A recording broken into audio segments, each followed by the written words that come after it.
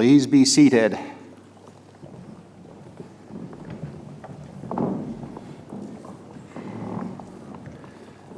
Ladies and gentlemen, it gives me great pleasure to welcome you to the 52nd commencement ceremony of Franklin University, Switzerland.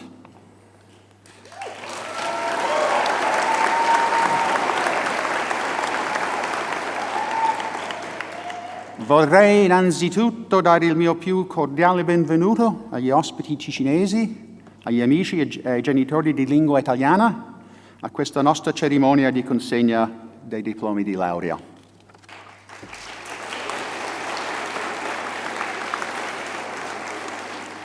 And the rest will be in English. No final exam for the Italian student studies here. Today is a very special moment in the life of Franklin University. It is first and foremost a day of celebration. Many of you have come a great distance to join friends and family, and our trustees have come from far and wide to join with our dedicated faculty and staff to participate in what is the most important day of the academic year. It's been 3 years since we last celebrated a graduation here in the Palazzo dei Congressi together, and yes, we are glad to be back. We are back.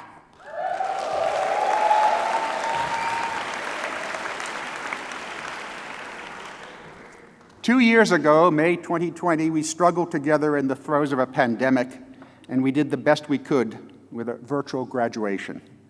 Our staff worked hard to celebrate the class of 2020, but we know all too well now that virtual is not the same as in person. We told the graduating students of 2020 that when conditions permitted, we would honor them in person here in Lugano. It gives me great pleasure today to do so. Some of you are here with us, and I hope that many of the class of 2020 are watching. I would like the members of that class to stand up. Members of class of 2020, there we are.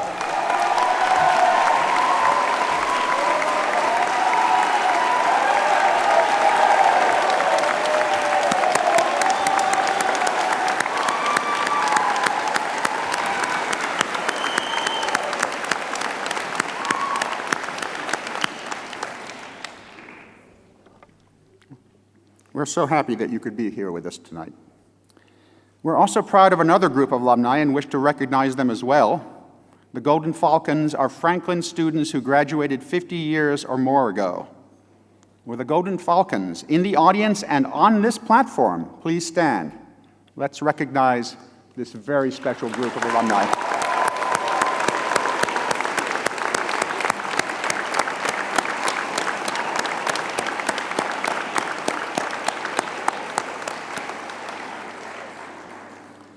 But most of all today, we recognize the accomplishments of our senior class and our graduate students, those of you who sit before us in this auditorium today.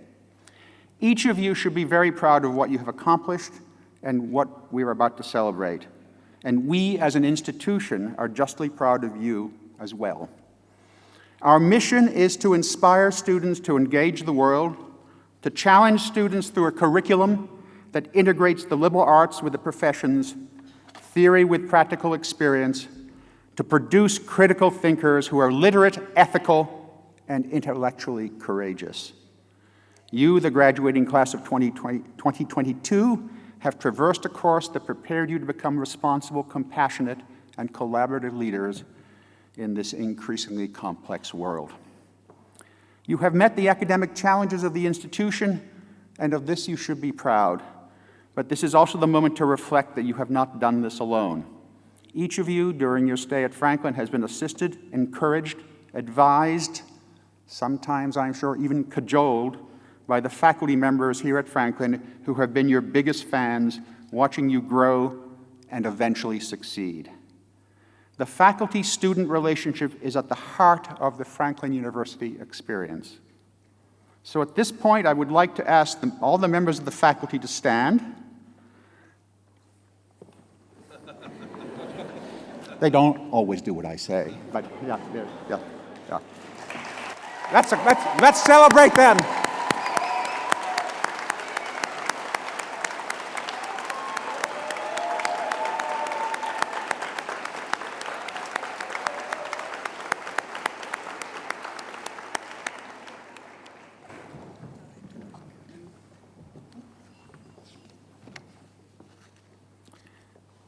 It's also, this is not in the script, but I think you should also maybe consider that the other people who have helped you through the last 4 years are your family and friends, and they're here with you today. So why don't we celebrate them as well? Let's applaud them.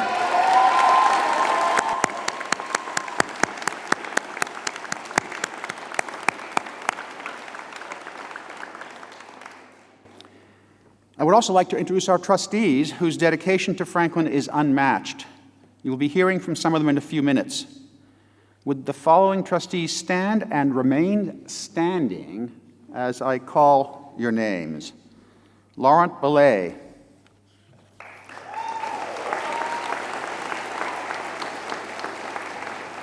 Even though they all deserve individual applause, hold your applause until the end here, and yeah, okay, Laurent, thank you. Jennifer Berg. Emily Boynton, Ryan Ellis, Lucid Doolittle, Luke Fowler, Kim Hildebrandt, Paul Laware, Kevin McNeely. Wow, okay. I don't know what that's about. Okay, but congratulations, Kevin. Yes. Fulvio Pelli, Christopher Schultz, Pascal Tone, and Cabo West. Thank you.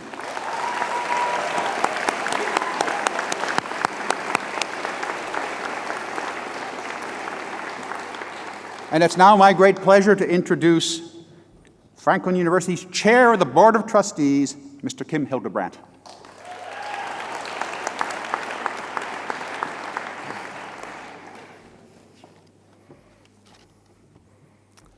Your Excellencies, distinguished guests, honorary degree recipients, parents, family, friends, and last but not least, fellow alums, good afternoon. Ai nostri illustri ospiti della lingua italiana, con immenso piacere che vi do il più cordiale benvenuto al nostro cerimonia di laurea, la prima cerimonia in presenza dopo una lunga e sofferta assenza di 2 anni. Dear graduating class of 2022, it is with immense pleasure that on behalf of all of my esteemed colleagues on the Board of Trustees, I welcome you warmly to today's commencement ceremony. Today is your day, but as mentioned by President Warden, it is also a special day for your fellow graduates of the class of 2020. It is therefore a great pleasure that I also welcome the graduates of 2020. It is indeed an honor and privilege for me and my fellow trustees to share this very special day with you and your families. Today is a day of joy and celebration, and it is a day which you have without any doubt long anticipated. In a short while, a new part of your life commences, and I can assure you, your whole family, whole Franklin family, are so very proud of you. Looking out over the remarkable audience present at today's commencement ceremony, it is very clear that we are not the only ones who are proud of you. The love and pride beaming from the eyes of your parents, family members, friends and loved ones is impossible not to notice. As a parent to a wonderful son and daughter, I can personally confirm that it feels like you've all suddenly grown up in the blink of an eye and have consequently taught us that time is indeed precious. Hopefully, you are all as proud as I am of having graduated from this great university, as I know I certainly will never forget how it contributed in shaping my life and career. I would like to commend you for reaching the great milestone of graduation. After today, you'll become citizens of the world, and I hope you take with you everything that you've learned whilst at Franklin and transform it into the tools necessary to become exemplary leaders in this very challenging world. Remember, it is your choice of values and character that will decide your future, and I therefore hope that you'll continue to follow your dreams, no matter how difficult the journey may appear. Never underestimate what you can achieve. Believe in yourself. Be diverse, and new opportunities will arise within your reach. But do it with passion, dedication, and purpose, as balance is not only a key factor in your professional calling, but also in your personal life. Finally, remember that the past does not predict the future. It prepares you for it. Your well-earned academic achievements would not be possible if it was not for the very special individuals present on the platform today. Ladies and gentlemen, may I ask you to join me in recognizing President Greg Wharton and Vice President of Academic Affairs, Andrew Starcher, and the remarkable faculty of Franklin University, Switzerland, for the true devotion with which they transmit academic learning to our students.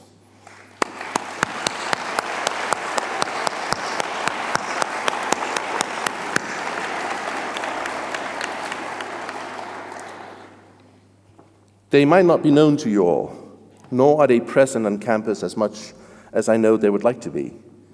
But I can assure you of their dedication and tireless work to implement, advise, and guide the administration in moving Franklin forward. Please join me in acknowledging my distinguished colleagues on the Board of Trustees.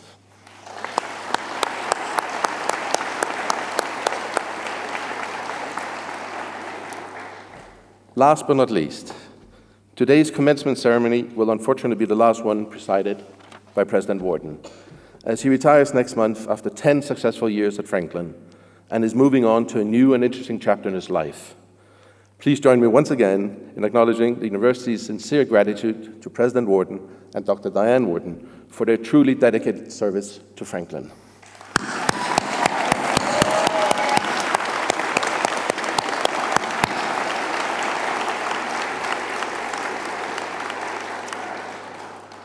In concluding, all that now remains for me to say is, congratulations, dear graduates.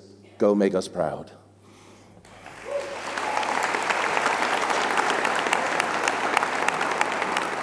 Thank you, Kim. Thank you very much.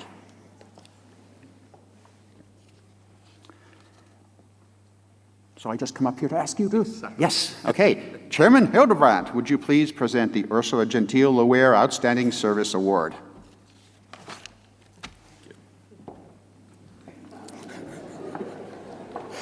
We practiced that a lot. The Ursula Gentile Loehr Outstanding Service Award was established in 2006 by the Franklin University Switzerland Board of Trustees to recognize outstanding members of our alumni community for exemplary service to Franklin University and for the enthusiastic leadership and support of its mission and goals. The award reflects the honor and credit that recipients bring to the university through their actions and contributions. Past award recipients include Claudia Figueredo, John Steinbreder, Jim Moore, Sally Dodge, Sheikh Hussein Al-Banawi, Ned Lynch, Meg Salyer, India Howell, Renee Music, and Emily Boynton. This year's Ursula Gentile Loehr Alumni Award recipient is Master Takak.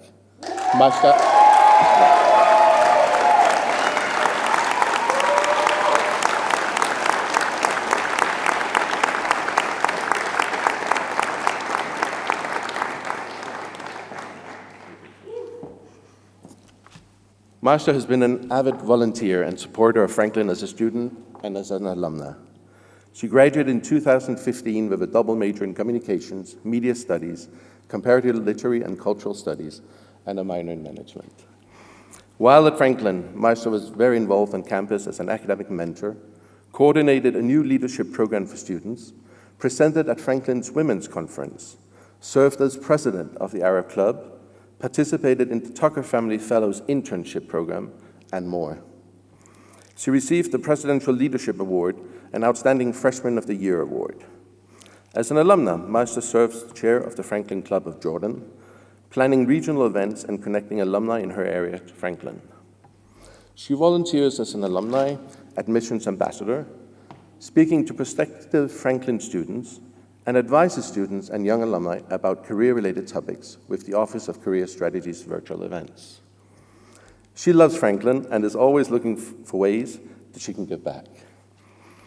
After graduating from Franklin, Master worked at the Association of Queen Rania Award for Excellence in Education as a Media and Communications Officer. In 2018, she joined her family's business as the Director of Business Development and Communications at Dhaka Group, Dhaka Tours International. She also holds a master's degree in innovation in education.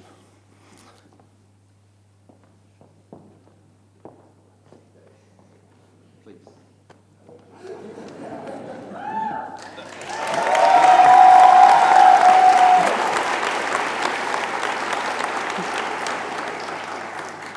Thank you.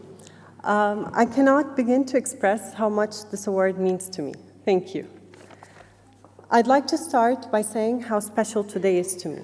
It's special because I'm finally back here, but also because on this day, 3 years ago, our daughter Ayla was born, changing me and changing our lives forever. And I couldn't have asked for a better city to celebrate her birthday in.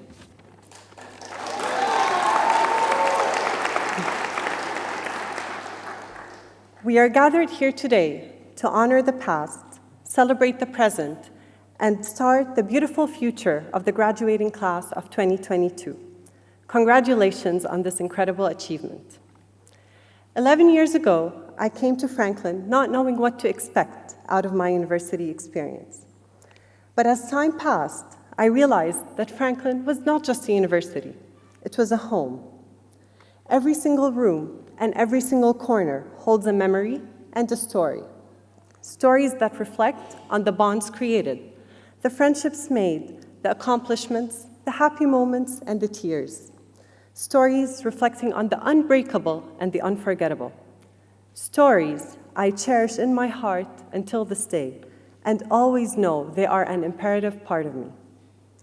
I'm not going to stand here and talk about my life post-graduation, but what I will share with you is how a small American university in Italian-speaking Switzerland helped shape the person I am today and the person I want to become. What Franklin taught me goes beyond what I expected out of a university experience. By attending Franklin, you somehow get exposed to a world beyond the classroom, beyond the textbooks, and beyond the mundane conversation you would have on a daily basis anywhere else. Franklin taught me that life is not a given. You have to go out there and earn what you really want for yourself. But it also taught me that in order to earn your place in the world, you have to have a heart full of acceptance, responsibility, and compassion. Because at the essence of everything you do here and everything you learn is really being human and envisioning what humanity really means. Whether you're attending an 8:30 a.m. Italian class, doing research for a communication assignment, traveling with SSB as a freshman, or spending your day at the grotto, you are constantly challenged to step away from your own shoes to see the world through different lenses that help widen your perspective. Franklin also taught me that the only real challenge you will ever face in life are the obstacles we create in our minds, then build as tall walls in front of us, standing between us and our dreams. But in order to reach those dreams, you have to work smart before working hard. You also learn that you are your own ripple effect, and that learning how to lead your own self and own life comes before anything you want to accomplish. By attending Franklin, you learn that friendship knows no difference. In fact, those differences add beauty to the relationships you build. I stand here today, and I see myself 7 years ago sitting among my graduating friends and wondering, how can I ever say goodbye to this place? 7 years later, I'm humbled to be receiving this award and standing on the other side. And in a way, it makes me remember something my late grandfather once said. He said, in order to be successful in life, you have to be a good person and be loyal.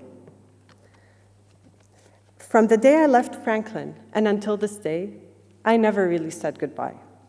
There is some magical pull about this place that keeps you in and somehow increases as the time passes. I stayed in touch, stayed involved, and created plans on how my passions in life can also be reflected on the place that helped shape the person I am today and the goals that I want to achieve. I also married a Franklin graduate, and my brothers are currently in Franklin. So if this isn't loyalty, I don't know what is.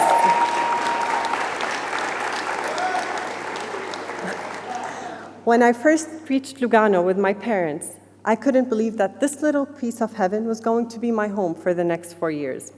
I was scared, nervous, excited, and a whole lot of emotions all at once. But I will never forget what my parents said to me the moment we stepped out of the train. They said, "This is your place." It seemed too good to be true, but I couldn't have said it any better. Today, I'm back home. I cannot say I am where I want to be just yet, but I'd like to think I'm still young, with a lot to learn and a lot to accomplish. Thank you for this award. Thank you for being a main driving force in my life and for helping me create dreams and passions I never thought I would have if it wasn't for this enchanting place. Thank you.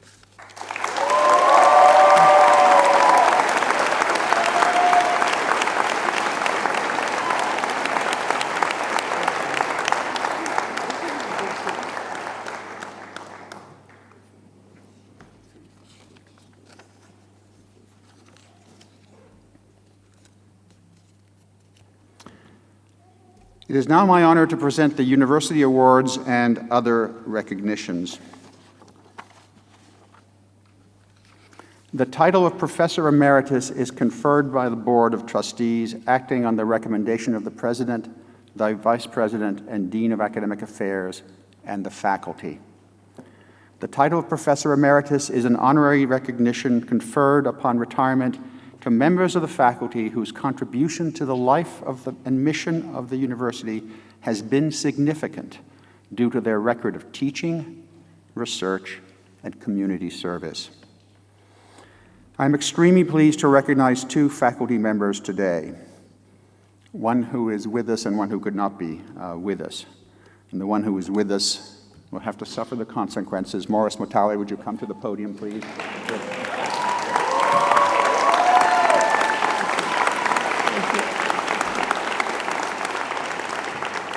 Morris Motale, Professor of International Relations and Political Science, has been at Franklin since 1986.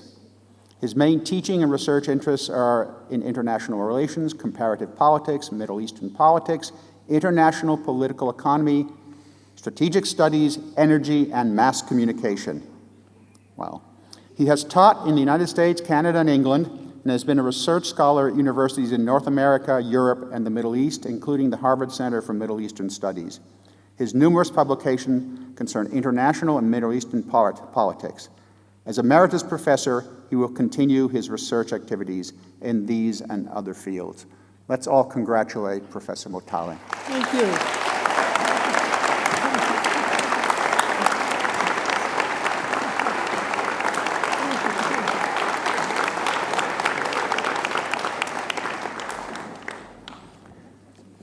George Racour could not be with us today, but I do want to celebrate him.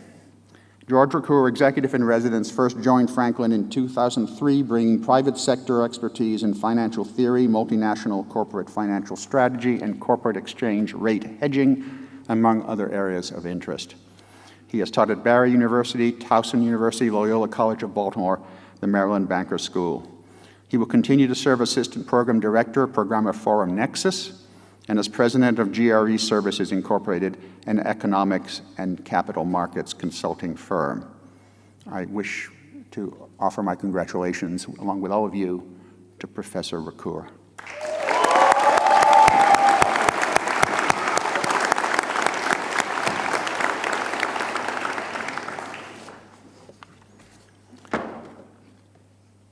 Today we're doing something new. We're awarding the Founders Distinguished Teaching Professorship. It is awarded by the trustees on recommendation of the President to those individuals who embody the highest ideals of the professoriate. That is, dedicated teaching that is informed by research and outreach, thus also embodying the ideals of the Franklin founders, those innovative and courageous individuals who founded this institution 52 years ago. This year there will be two awards, one to a full-time and one to a part-time member of the faculty. These have been so secret that actually I have brought them in. They're not even in the script here. So I feel as if we should open the envelope and move forward. So I would like for Professor Johanna Fassel to join me at the podium.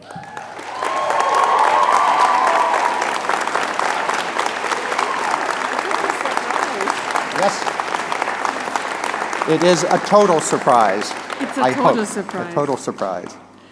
Johanna Fassel is Professor of Art History and Visual Communication and the co-chair of the Division of Arts and Cultures.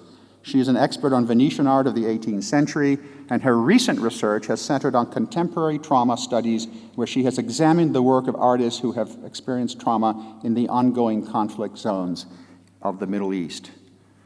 In 2016, along with Professor Caroline Wiedmer, she co-founded the Scholarships Without Borders program that grants fully funded scholarships to refugee students at Franklin. She is an active member of the Franklin community in myriad ways, a thoughtful and committed university citizen whose courses, and especially her academic travel courses, are highly regarded by our students. She is a role model to all of us, an eminent scholar who brings her expertise and her passions into the classroom and whose teaching breaks down the boundaries of the classroom walls. It gives me great pleasure to offer you, on behalf of the Board of Trustees, the Founders Distinguished Teaching Professorship. Don't go away, stay right there.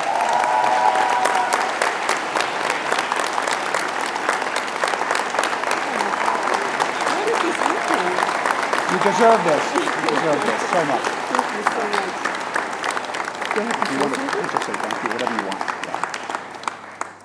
So I'm completely unprepared for this, of course, and I hate being unprepared, but I'm going to say a couple of words anyway, so thank you very much. You know, obviously, I could not do this without you, being the students, and you enrich the classroom every day. You make me think, you make me happy, and thank you very much. And also thank you to my fellow faculty who always keep me on my toes as well, and also the administration and the Board of Trustees, and now I'm going to shut up. Thank you.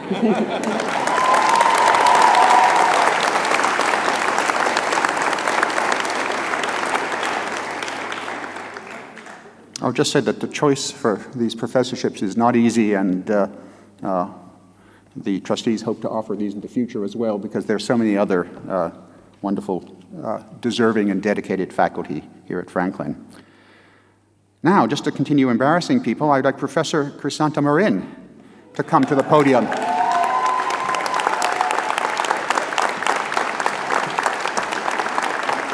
you have to do is stand here. Do I have to stand here? No, yes, you have to stand here. Yeah, absolutely. Crisanta Marin is adjunct professor of music history. She is an author of numerous books and essays, articles, and newspaper and music reviews. Her area of specialization includes the research and transcription in modern notation of Byzantine and post-Byzantine musical manuscripts, determination of their origins, and their dating. Since 2011, she has been associated with the Cantus Mundi National Program for Children in Romania.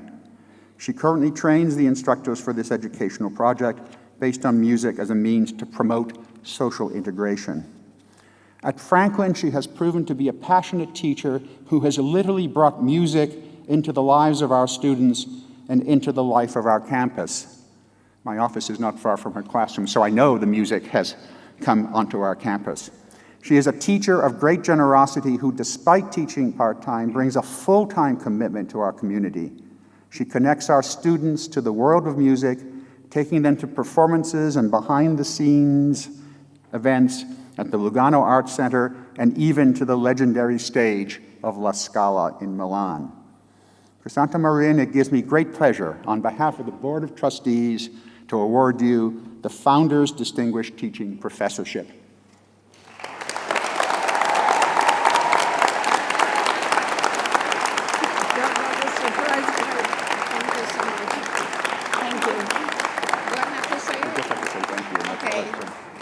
Thank you very much. It's a big surprise. It's overwhelming, of course, and I didn't expect it, and I'm extremely happy, and I'd like to thank all people in Franklin, the leadership, my colleagues, faculty, and staff, and above all, my students, because I teach and I share what I know, and I have this privilege to share my knowledge. So I have to say I love Franklin, I love music, I love teaching. Thank you.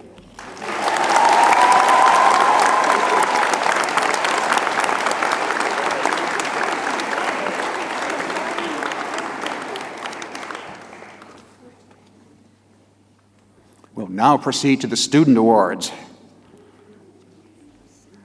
The Presidential Leadership Award is awarded to Jonathan Bystrowski.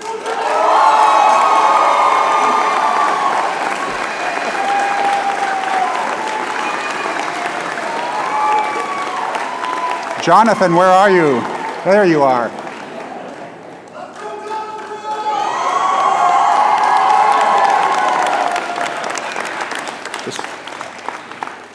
Now you get to stand here while I embarrass you, so this is fun, yes. This award recognizes Jonathan's strong extracurricular contributions and involvement in the life of Franklin. The early days of the pandemic were difficult times, and Jonathan handled them with finesse. As the president of the SGA, the Student Government Association, Jonathan shaped the feedback channels to strengthen and ensure that student voices were heard and feedback loops improved. Jonathan impressed us with his ability to work professionally with the staff, faculty, and administrators. His leadership roles have centered on developing school spirit and a thoughtful approach to building community. Jonathan has been a humble, thoughtful student leader, and between his leadership positions with SGA, the basketball team, why did I know we'd get that? Yes. And academic affairs, come on, a little applause for academic affairs, right? Yeah, okay. He has a profound impact on our community. Congratulations, Jonathan. I would just like to say my last statement as SGA president, let's go Falcons.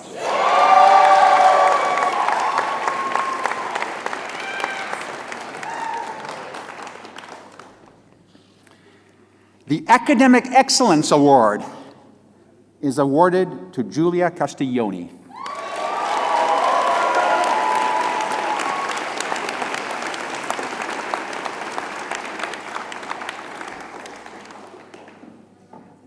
Come over here.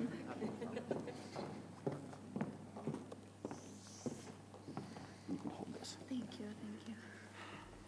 And as an extremely dedicated and accomplished student, Julia Castiglioni has shown strong intellectual curiosity in her courses. Her contributions and efforts as a French and math tutor are appreciated by her peers. Her combination of an international management major and psychology minor further demonstrates her genuine interest in interdisciplinary learning and our liberal arts environment. Congratulations, Julia.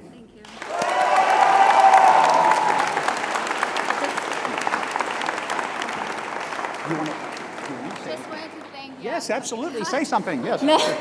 I didn't prepare a speech, but I would like to thank all of the faculty members who first nominated me and then voted for me. Thank you to all of my friends and fellow graduates. I'm very proud of all of us. And thank you to my family for being here. This is for them.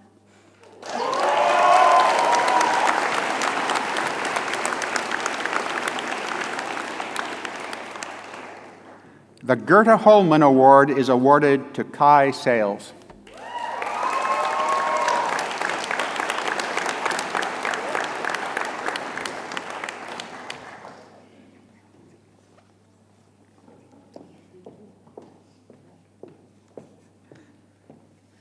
Stand over here while I embarrass you too.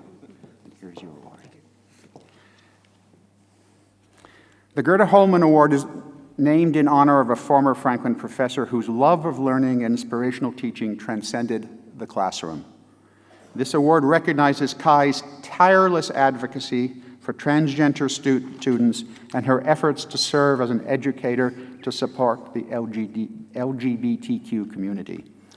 Kai's advocacy has been instrumental in helping our community gain awareness, and her work has helped shape the conversation for years to come.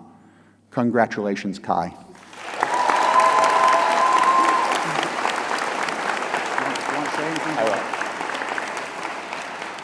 Can I just give a big shout out to Russell Martin? Because without him, none of this would have been possible. Nothing would have happened without his tireless energy and commitment to Franklin. And go see the big flag on the flagpole when you get a chance. Thank you.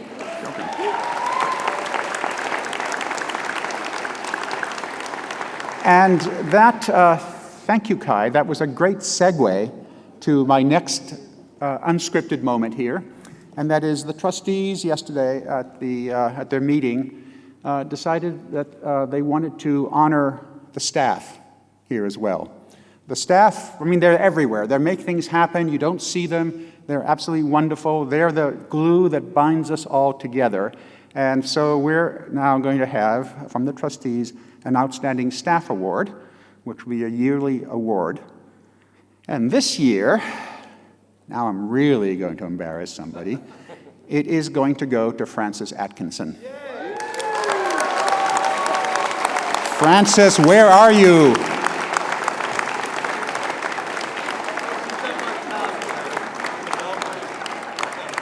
Frances, you can't escape us. Take your time on the stairs, please. Please, please. Yeah.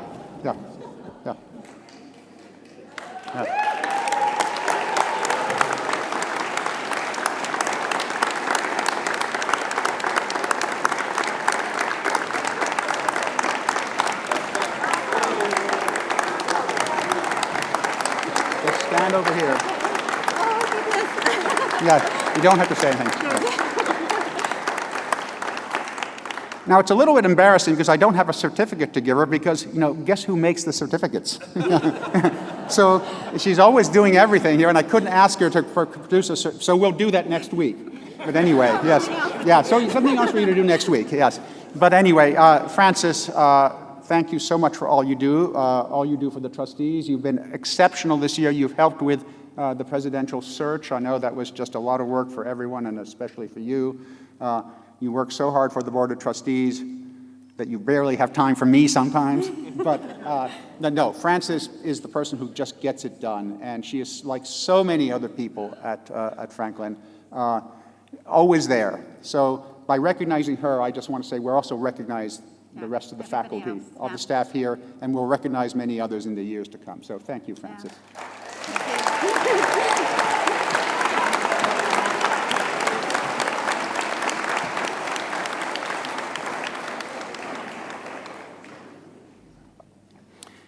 Now the fun continues.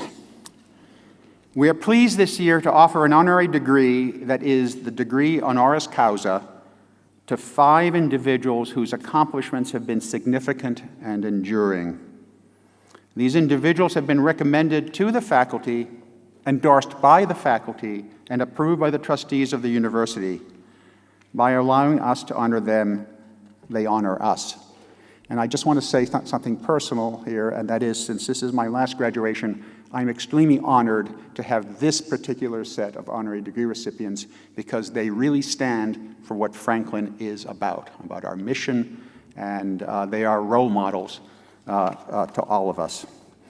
This year, we will begin by offering an extraordinary honorary degree award, a posthumous award to one of our founders. Trustee Tone, would you please come to the podium?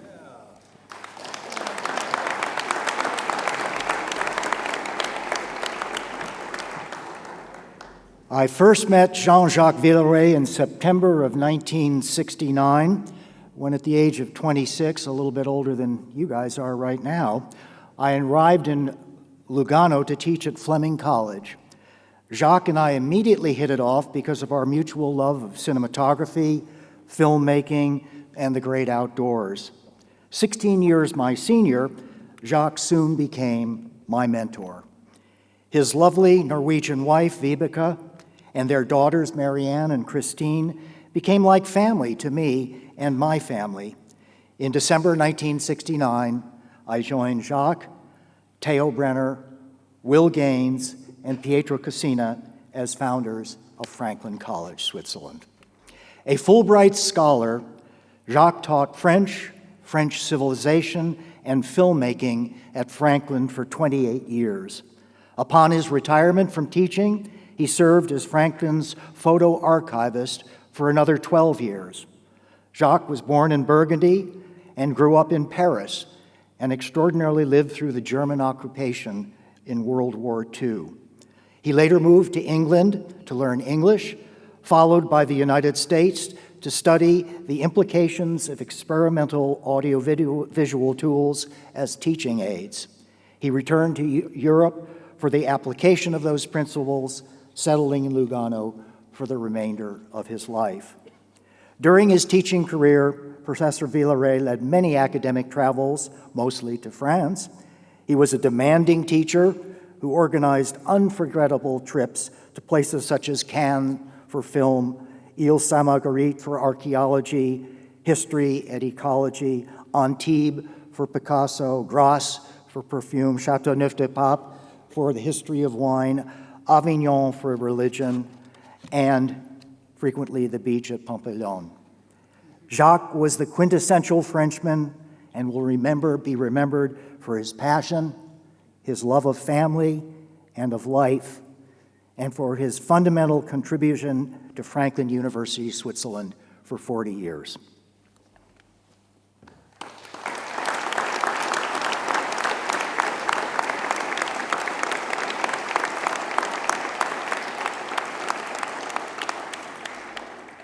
The award will be accepted by Ludovico Danna, the grandson of Professor Jacques Villeray. Ludovico, could you please join us on the podium?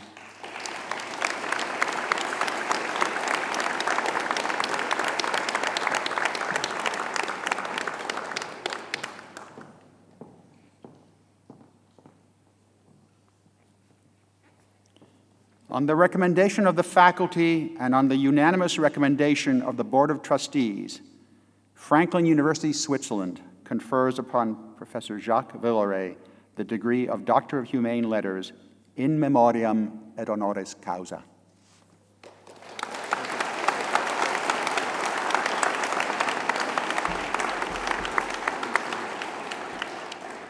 Ladies and gentlemen, President Warden, trustees, faculty, and students, touch and honor I received this posthumous doctorate in human letter from my beloved and respected grandfather, Jean-Jacques Villeray, for his lifelong dedication to learning and teaching, and for his unhesitating support of Franklin College, now grown into Franklin University.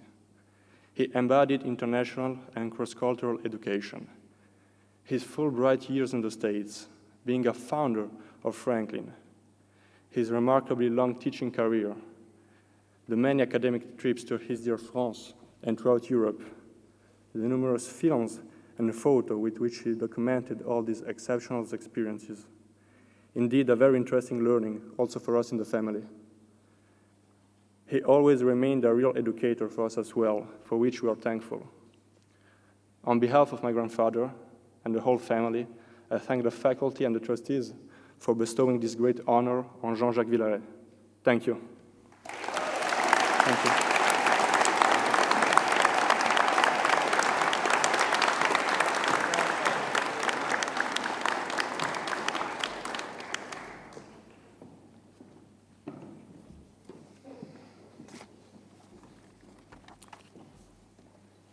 I would like to ask Ambassador Pio Venobst to join us at the podium.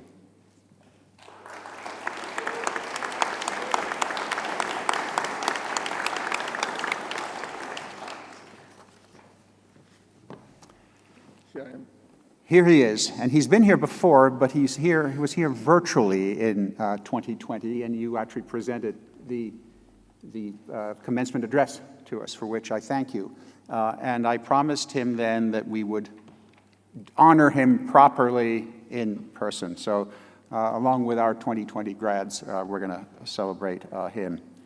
Ambassador Pio Venobst is the permanent representative of Switzerland to the United Nations organizations in Rome. He is an agroeconomist specializing in systemic approaches and worked in development diplomacy based on extensive fieldwork in rural development, microfinance, and public health.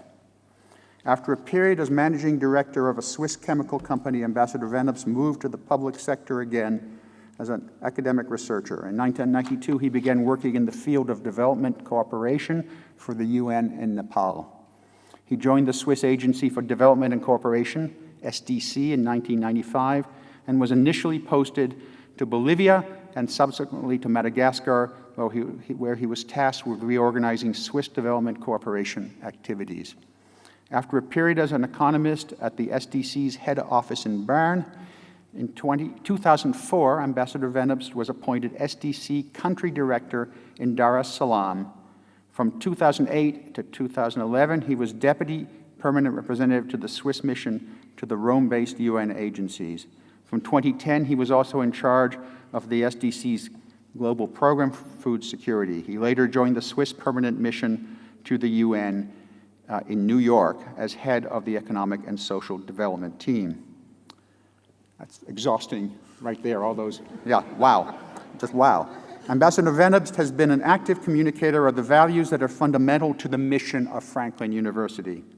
He has lectured widely, including for TEDx, and he gave a memorable convocation to Franklin a few years ago. He has, and then a memorable graduation address a couple of years later. He has also been an active supporter of the Blue Peace, Invest in Peace Through Water movement, and has been actively involved in Franklin's Master of Science in International Management. He is really a true friend of Franklin University. By virtue of the authority vested in me by the Board of Trustees and on the recommendation of the faculty, I confer upon you the degree of Doctor of Humane Letters, honoris causa, with all the rights and responsibilities pertaining thereto.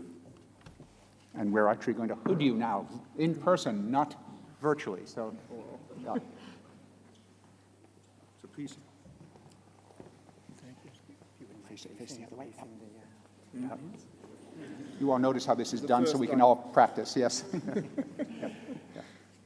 It's particularly a challenge with tall people. Yes.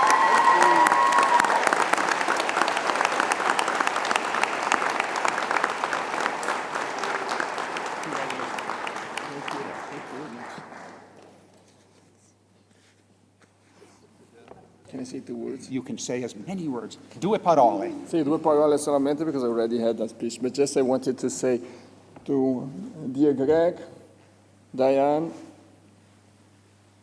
Kim, Nikki, thank you for your friendship and your trust. Dear trustees and the faculty members, I would say that with students like these, rest assured, the future Franklin University is there and will be there, because these are the best students I've seen in many decades, I would say. Dear parents and relatives and friends of the degrees recipients, I also would like to say, rest assured you too, because your future is going to be assured by them, because they are really brilliant. Now, my maybe last word are to you, dear degrees recipients, simply saying that, okay, the future is yours, and the future is now. So thank you for having me here, and see you maybe later for a couple of chat. We'll see each other after, yes. Thanks.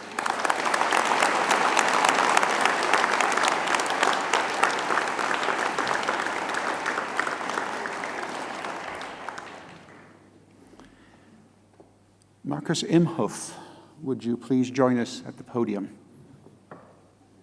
And I will ask Professor Faso to read the Laudatio.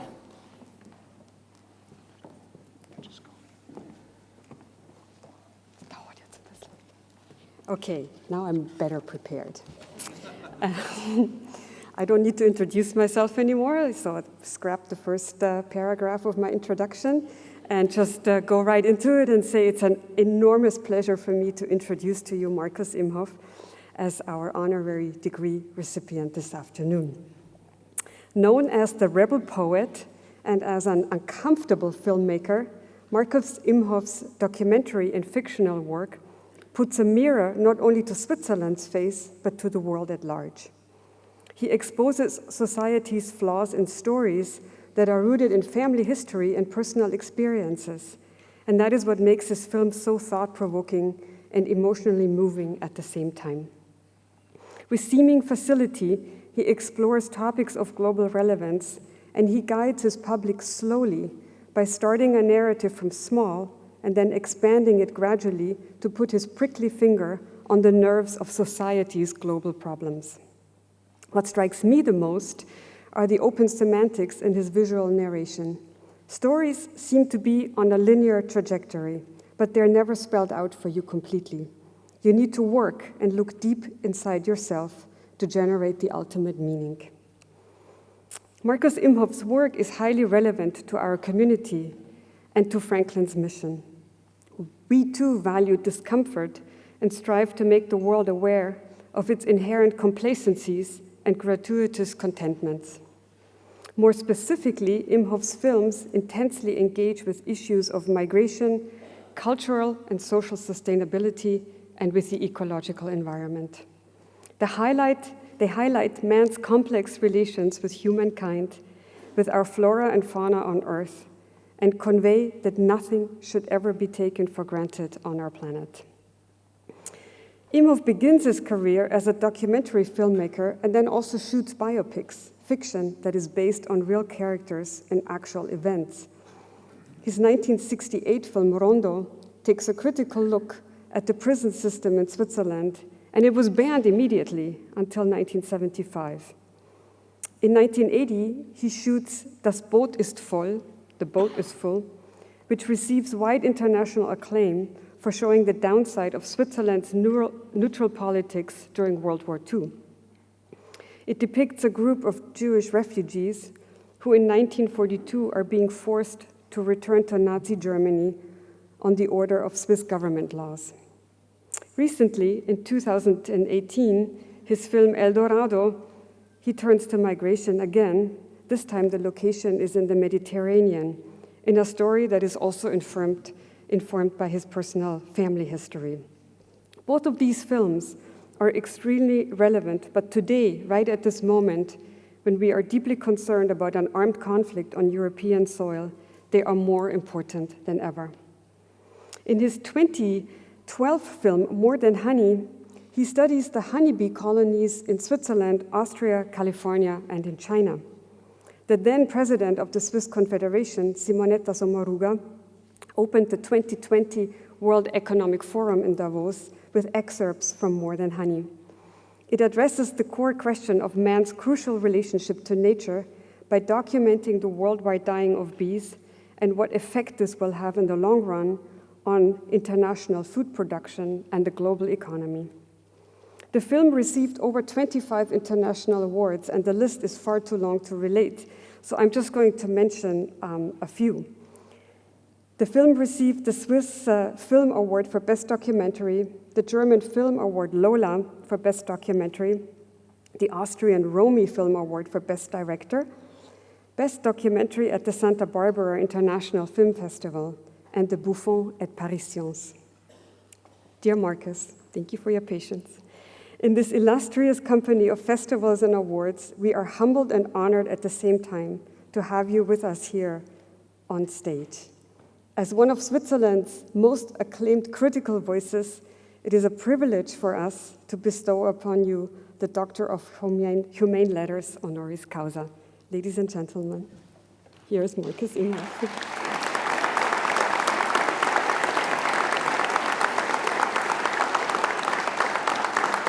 Thank you.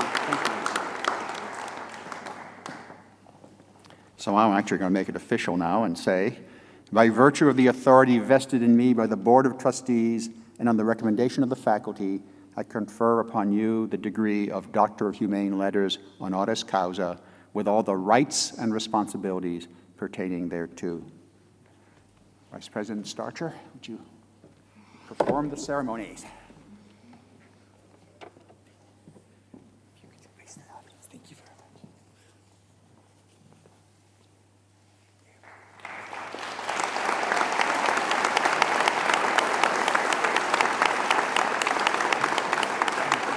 Very welcome. Congratulations. It's an honor to have you with us. Thank you.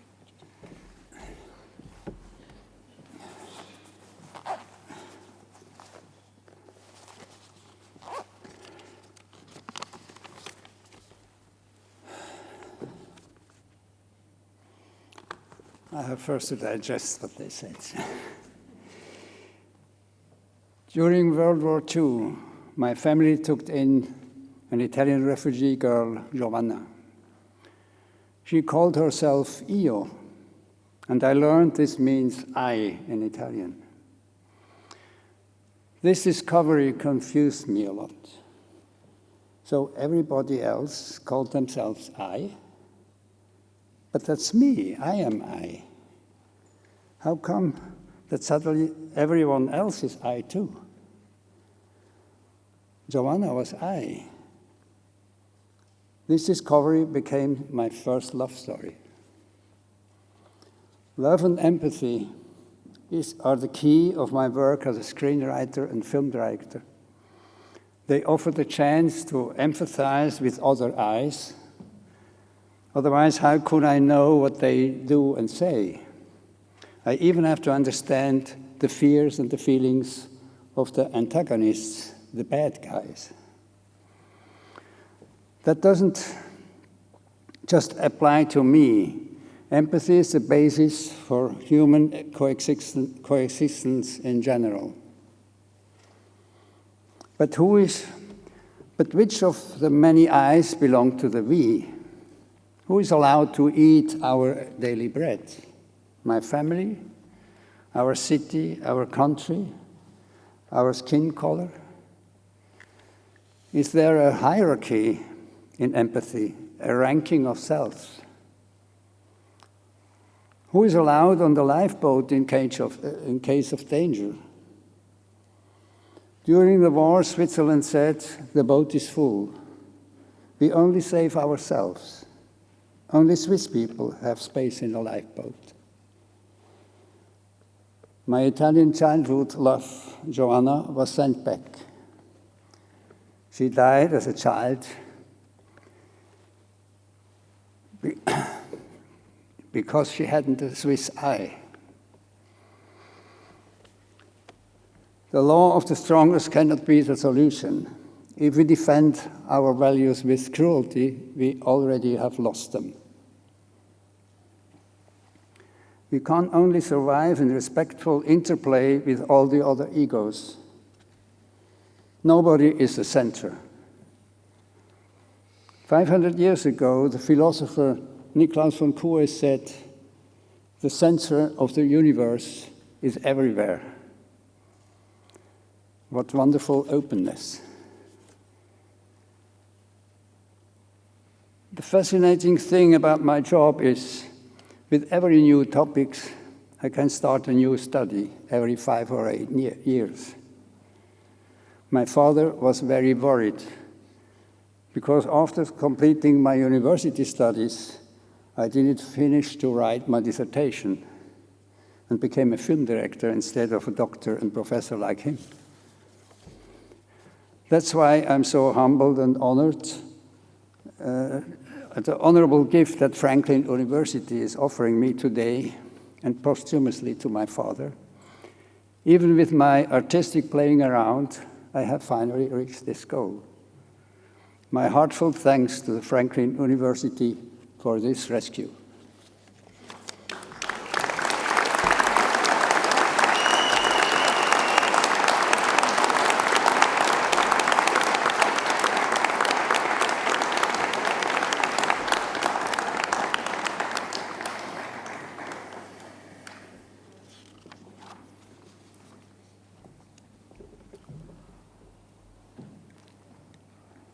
Nikhil Seth, please join us at the podium.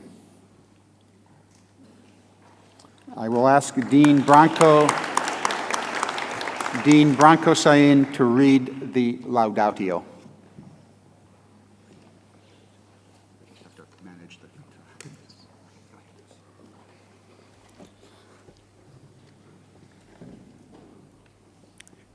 Dear graduates, ladies and gentlemen,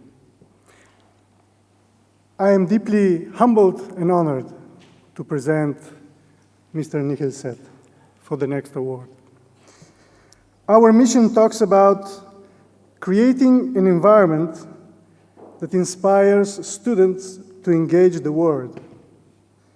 Today, I wish to recognize someone who is deeply engaged in changing the world with a lot of courage. As a young graduate with a strong interest in economic development of communities, Nikhil Seth served as lecturer of economics at St. Stephen College, New Delhi, Delhi University, India. After a couple of years, in 1980, he joined the diplomatic service of his country. He traveled to assignments to Geneva, Democratic Republic of Congo, Central African Republic, Gabon, and Equatorial Guinea, covering roles of increasing responsibility. With an excellent track record of success, he joined the UN headquarters in New York, where he lived through his proudest moment by leading the development of the SDGs, Sustainable Development Goals. In 2015, as a director of the Division for Sustainable Development in the Department of Economic and Social Affairs at the United Nations Secretariat.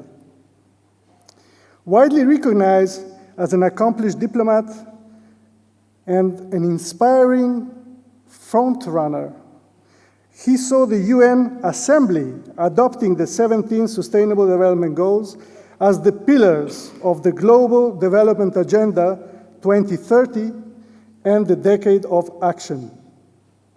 Please join me in welcoming and congratulating the United Nations Assistant Secretary General and Executive Director of UNITAR, Mr. Nicky Seth. Thank you so much. Thank you.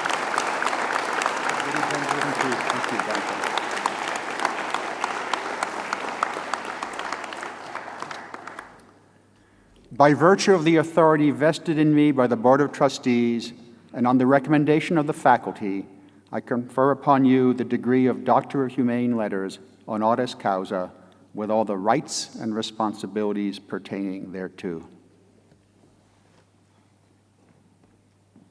Thank you so much.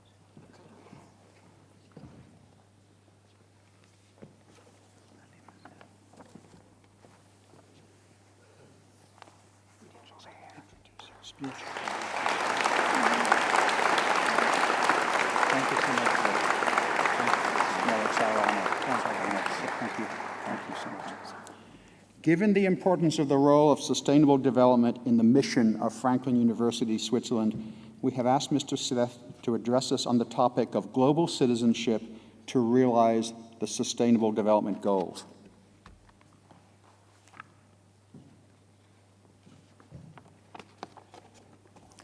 A very good afternoon to all of you, students, faculty, administrators, parents. This is a proud moment for all of us. Thank you, President Greg Warden, Chairman Kim Hildebrandt, and all the trustees for inviting me to Franklin University, Switzerland and Lugano, and conferring this honor on me. Lugano is a spectacular location, as you all know, and picturesque and at the crossroads with Italy. With the presence of these 60 students from 60 countries, actually, it makes this university truly international. It is a place clearly to forge solidarity and promote global citizenship, and also promote some marriages, which I just heard. I head the UN's training organization, and every year we train over 370,000, largely public servants and other partners all over the world. We have a partnership with Franklin University in your innovative master's program in responsible management and climate action, and I know that many of today's graduates are also from this program. As part of our work in the organization I head, we hope to change attitudes and behaviors, and that's one of the most difficult things, especially for adults. My message to all of you is that learning and change is the only constant in our lives. Those who adapt will prosper, and those who want to survive only in the status quo will suffer. So keep your minds open and be ready for lifelong learning and lifelong awareness of technology, which is moving ahead at an exponential pace. I wanted to talk, as the President mentioned, on good global citizenship. a concept which has its roots in the UN Charter and which has its strongest manifestation in the Sustainable Development Goals, which were adopted in 2015. Let me start by reflecting on my own 3 decades in the United Nations. I was part of the summits and conferences of the 90s to the SDG Summit in 2015. I had a ringside seat in many of these conferences and summits and was in the driver's seat in some. As a younger multilateral diplomat in 1990s, they were a heady decade. The Cold War had ended and there was promise of a peace dividend. Heads of state and government, kings and queens were engaging in the United Nations as never before. Civil society, business, academia, and the media were engaging in multilateralism. There was hope that poverty, discrimination, and inequality would become history. The UN was clearly seeing its most glorious years. Currently, the situation is very dire. We are all focusing our attention on the terrible situation that the people of Ukraine are facing. It's not only in Ukraine, but the repercussions of what's happening in Ukraine is being felt far away, especially on the most poor and most vulnerable people in the world. An uncertain financial environment, hunger stalking large parts of this world, and starvation. The deaths that are taking place are actually more in the rest of the world than what we hear every day in the news. The war has led to a senseless loss of life, massive devastation in urban centers, and the destruction of civilian infrastructure. The war has displaced millions of people, and this has been the fastest forced population movement since the Second World War. For all these reasons, it is time to silence these guns. But this is not the only crisis we are facing. We are facing multiple crises. Conflicts are everywhere. Peace remains elusive. The Security Council, which is at the apex of the United Nations, remains unrepresentative, ignored, and paralyzed. As you all know, climate change impacts and images are everywhere. People fleeing homes because of wildfires, the breaking of new records in temperatures, heat waves, storms, typhoons, the state of our oceans, plastic pollution, and overfishing is alarming. Species loss is staggering, and living in harmony with nature is imperative. For a fair globalization, we need to urgently advance the Sustainable Development Goals.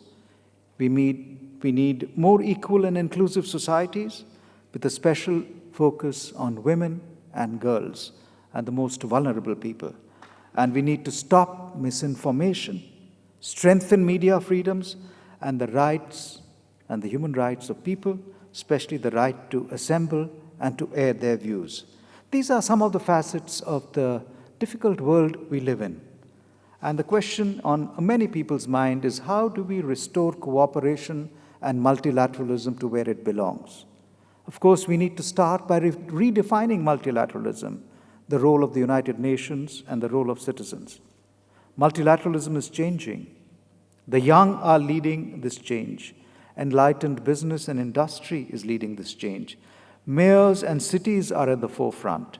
Academia, scientists, and researchers are coming out with some practical solutions to many of these very serious problems that I mentioned. We need to co-opt those who are committed to action and promote good citizenship. We need to provide space to encourage action and innovation. We need to give recognition to the people who are creating change and make everyone part of this change. Ladies and gentlemen, dear graduates, peace is based on fundamental principles: democracy, equality, freedom of thought, speech and religion, and respect for human rights and human dignity. The absence of peace incubates a petri dish of hate, inequality, and injustice. Much of the United Nations energy is devoted to preventing conflict by supporting sustainable development and promoting human rights. As President Warden mentioned, my proudest moment in the UN was when I helped develop the Sustainable Development Goals and bring consensus in a very diverse room, and to bring in September of 2015 170 presidents and prime ministers to New York to sign on to this 2030 development agenda, which still is the best promise for a sustainable world. It's based on 17 Sustainable Development Goals, and it is the best effort to create the conditions for peace over the next years. We must first achieve ending wars and destruction, as well as ending poverty in all its forms everywhere. We must locate and take special action for the poorest and the most vulnerable. Dear graduates, dear participants, these young graduates today are the leaders our world so desperately needs. We need to embrace green and sustainable development and consumption and build societies on the principles of social justice and cooperation. The UN is totally committed to working with you to safeguard your future. Young people, and all of you, are and will be a source of innovation, ideas, and solutions. We used to think earlier in the United Nations that we need to work for young people, but now we are working with you.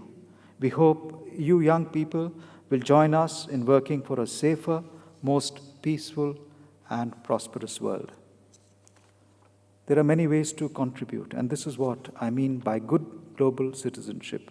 Whether you are going to work for the private sector, a think tank, a non-profit, the government, academia, or the multilateral organization like the United Nations, I hope you will, in your remit and the world that you will inhabit, make the world a little better.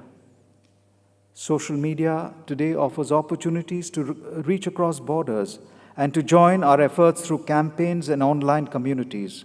In our connected world, the United Nations is a virtual town hall, a safe space where we can look for solutions and reach a better understanding of each other. But often, people retreat into their safe zones rather than reaching out to others. Too often, people dehumanize their enemies when they could be building bridges.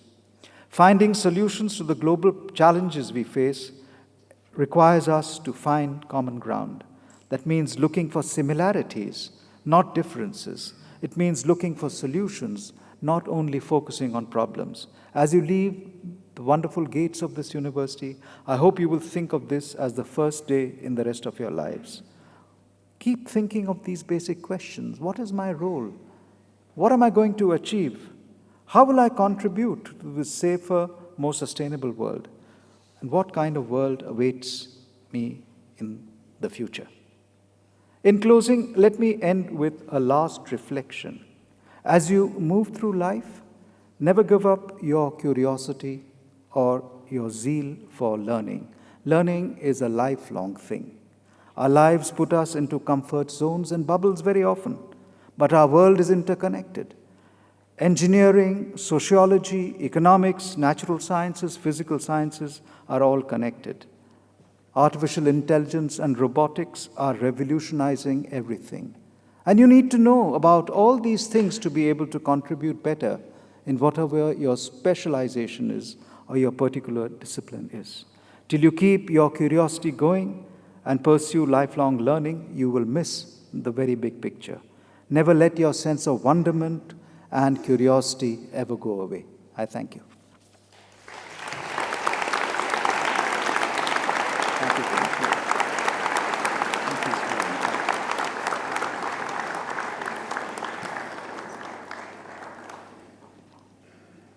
Thank you for those very important words.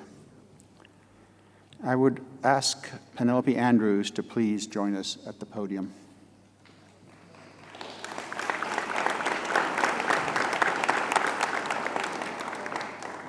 And it's my honor this time to read the Laudatio.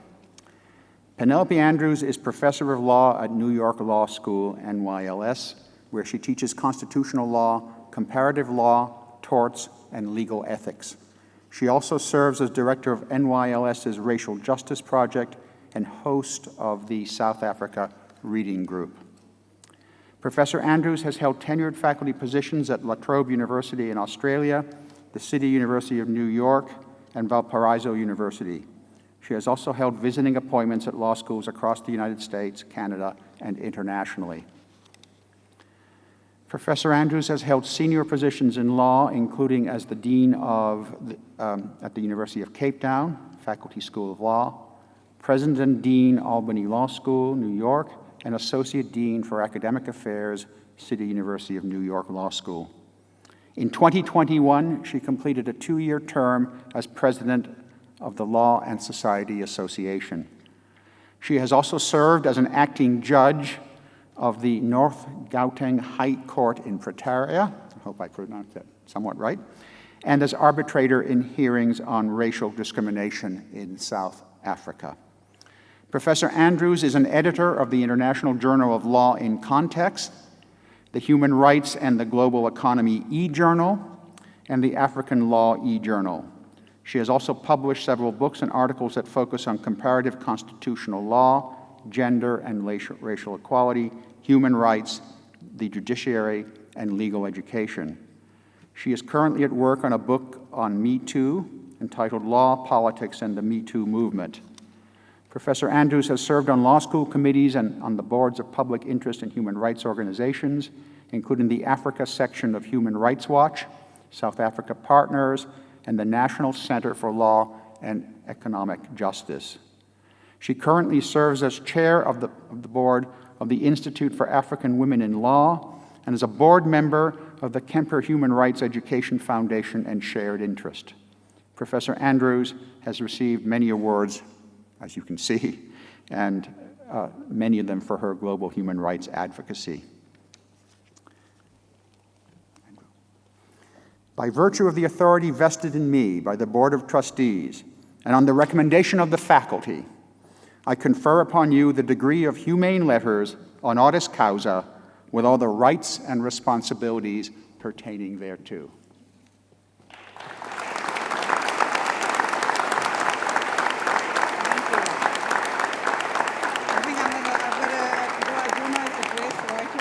Yes, I'm going to just mention that right away, yeah. Yes, So we can actually put that on over, yeah, yes. You can put that over here if you want.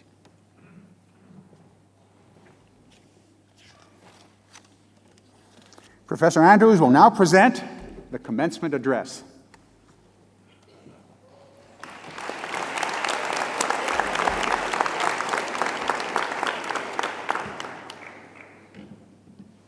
Good afternoon, and thank you, President Warden, for bestowing this honorary degree on me. Thank you, Mr. Hildebrand, the Board of Trustees. I can't mention you all by name, but thank you. Some of your spouses, Dr. Diana Warden, faculty, staff of this great institution. I also want to congratulate all the awardees, my honorary doctorate awardees, and all of you students and staff and faculty who have received awards. So to the class of 2022, I want to start by congratulating you on what you have achieved so far. You are a talented and accomplished group of graduates, and I do want to applaud you. I also want to reassure you that when I thought about the comments for my talk today, I took the advice of one of my heroes, the late Archbishop Desmond Tutu, and he once commented he'd received many awards in his day, and he gave many commencement addresses.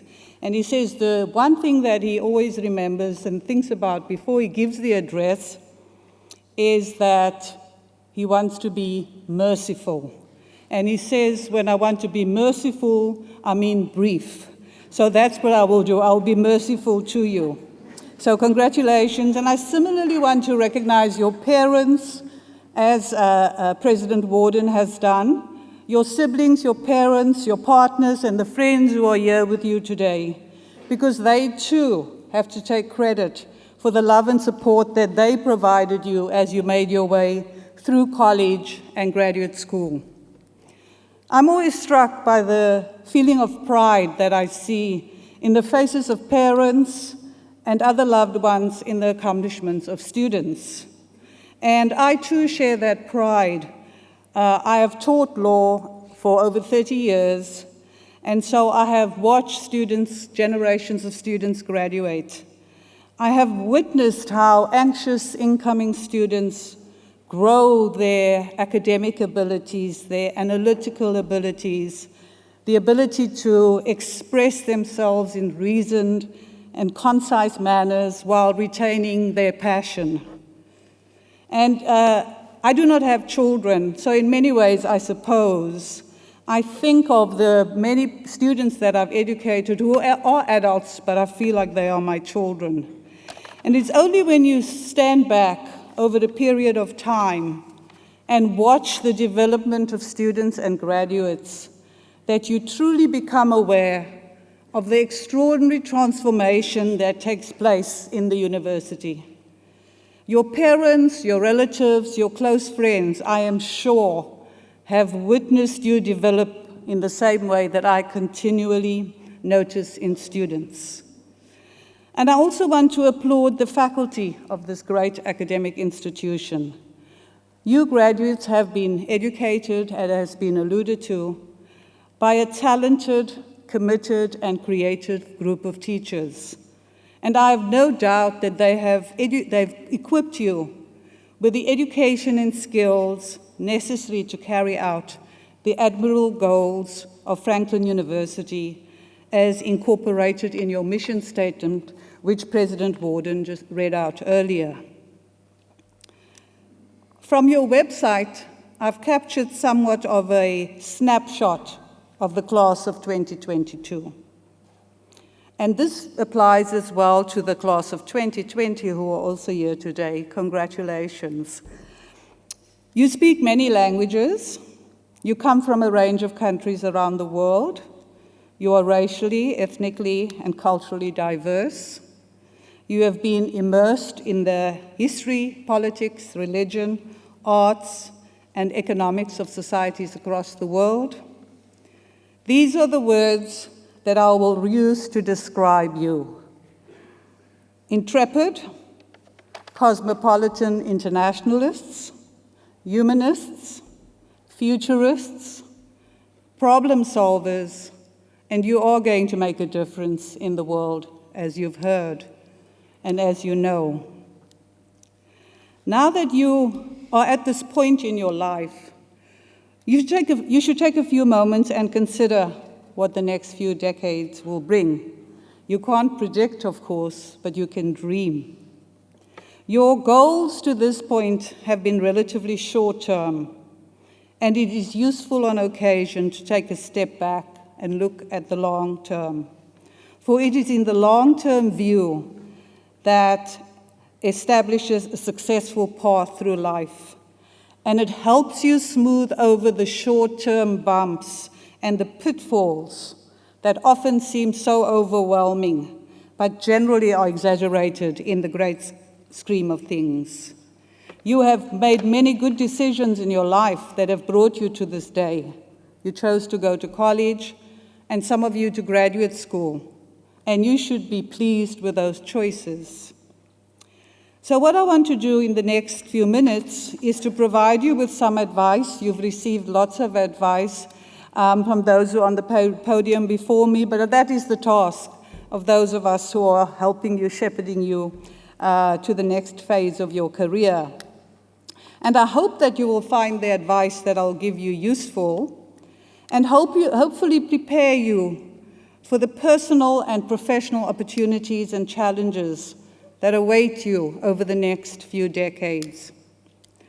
Now, there's an abundance of research on what makes human beings successful. And successful I'm using very broadly, whether it's financially successful, emotionally successful, successful in a range of things. Much of the research focuses on professional contexts. What makes a good lawyer, what makes a good scientist, what makes a good teacher, etc. But there are a few characteristics that recur no matter the context. And I'm going to summarize them here to reiterate to you what your education here at Franklin University has equipped you with. You have been taught, for example, self-awareness, active listening, collaboration, curiosity, empathy, and even courage. And much of the research shows that those are key characteristics for a successful and a fulfilled human life. So what I'm going to do is, these skills are embodied in a few individuals, public individuals, that I admire tremendously. And I want to talk about the characteristics of these individuals as guideposts for you over the course of your life. And these individuals that I mention are also mirrored in private individuals that you come across in your life, whether it's your teacher, your professor, the gardener, the lawyer, the doctor, your uncle, a cousin. A great many people have these qualities. But these few people that I want to mention, because they're known globally, I just want to share with you the qualities that I'd like to share with you as you think about your chosen path in life. Of course, the people, somebody born in South Africa, Nelson Mandela looms large in my life and the life of many. Dr. Martin Luther King, an American, a great American. Dr. Wangari Maathai, she's the first Kenyan woman, the first African woman to be awarded the Nobel Prize for her environmental activism. The Pakistani education activist, Malala Yousafzai, and of course Greta Thunberg, the young environmentalist. And all of them practice what I've come across in the research that I do. I research issues of racial justice and gender equality and social justice. And one of the most exciting things that I discovered was, very early on, was an African-American feminist called Bell Hooks, who practices what she called the philosophy of radical love. And I know it sounds froofy and, touchy-feely, but radical love really is a way of approaching difference and the kind of conflicts that we face daily in our lives. So what I'd like to do is just incorporate 6 characteristics that I think these individuals that I've mentioned, and I know individuals that you know, public or private ones, they have these characteristics, these skills, and have carried them in their lives. And what I've done is I got the idea from Sesame Street. Sesame Street is a wonderful educational program in the United States. I'm sure many of you have been, when you were young, watched Sesame Street. I love Sesame Street because of the iconic characters, Cookie Monster, Elmo, Big Bird, all of them. But one of the things that Sesame Street does, I think it's a very great teaching technique, is each workshop every day, they use a letter to illustrate a word so that young people who are learning to talk learn these words through letters.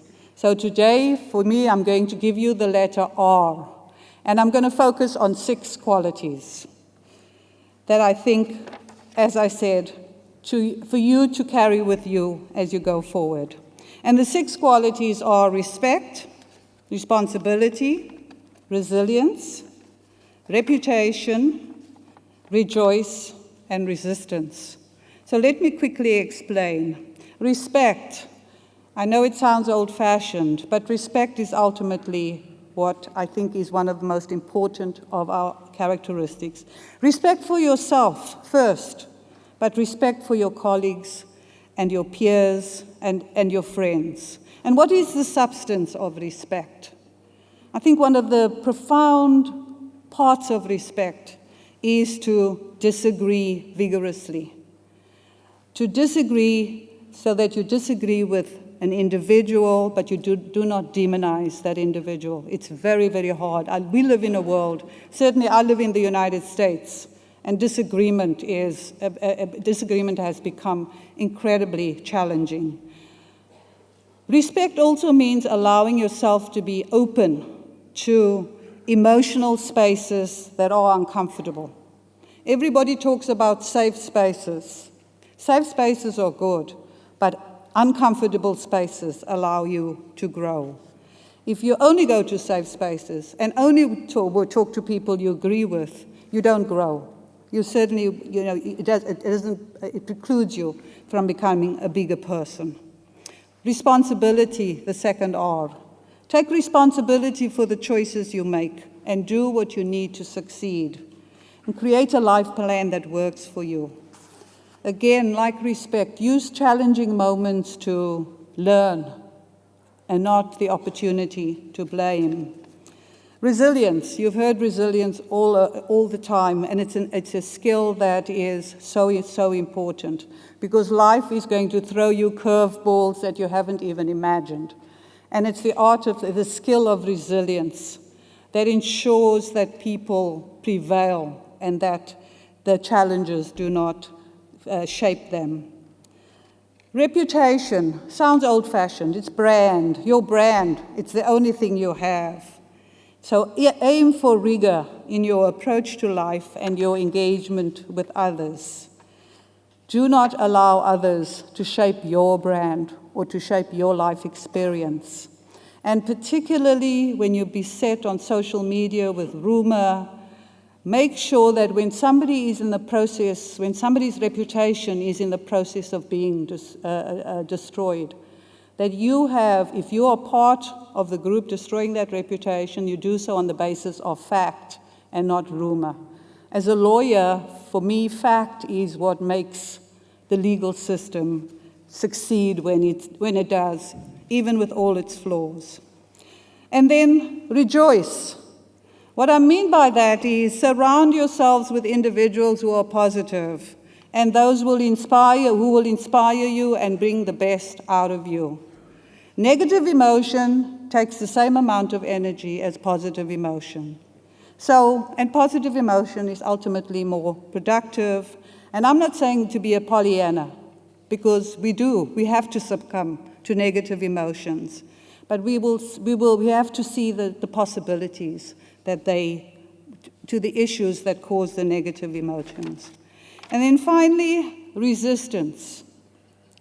We have much work to do, as you've heard, especially regarding racial equality, sex and gender equality, the environment, social and economic justice. We live in a world that is so unequal, and not just between countries, but within them as well. So resist the effort, which I know you will, just to go along with the status quo. You have acquired many skills, as we've mentioned, the skills of curiosity, problem solving, empathy, and a range of others to improve the world for yourself and for others. So use those skills well. I want to conclude by reading a few lines from the poem Still I Rise by Maya Angelou. And she read this poem at the first inauguration of President Barack Obama. I can't read it with the pizzazz and the sassiness that she does, but I'll give it a shot. Just a few lines. You may write me down in history with your bitter, twisted lies. You may trod me in the very dirt, but still, like dust, I'll rise. Does my sassiness upset you? Why are you beset with gloom? 'Cause I walk like I've got oil wells pumping in my living room, just like moons and like suns, with the certainty of tides, just like hopes springing high, still I'll rise. Out of the huts of history's shame, I rise. Up from a past that's rooted in pain, I rise. I'm a black ocean, leaping and wide, welling and swelling, I bear in the tide. Leaving behind nights of terror and fear, I rise. Into a daybreak that's wondrously clear, I rise. Bringing the gifts that my ancestors gave, I am the dream and the hope of the slave.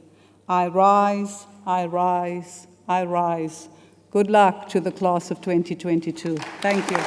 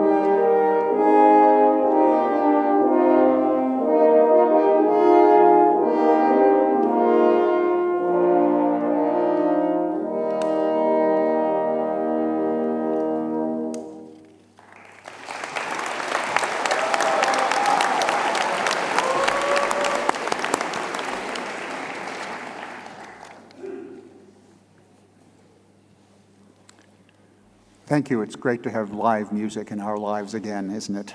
And thank you to the honorary degree recipients.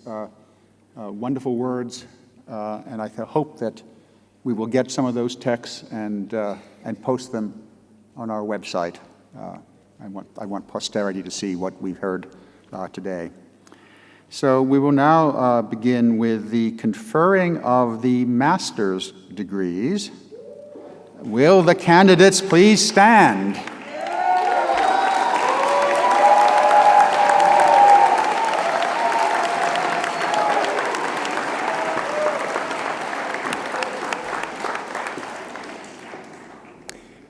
Mr. President, I have the pleasure of presenting to you the candidates for the degree of Masters of Arts or Masters of Science as applicable.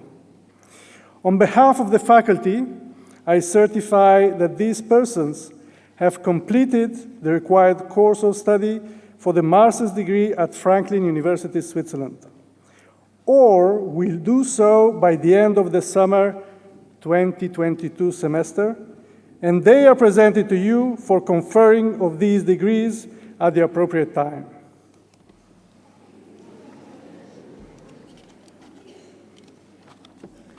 By virtue of the authority vested in me by the Board of Trustees and on the recommendation of the faculty, I confer upon you the degrees to which you are entitled with all the rights and responsibilities pertaining thereto.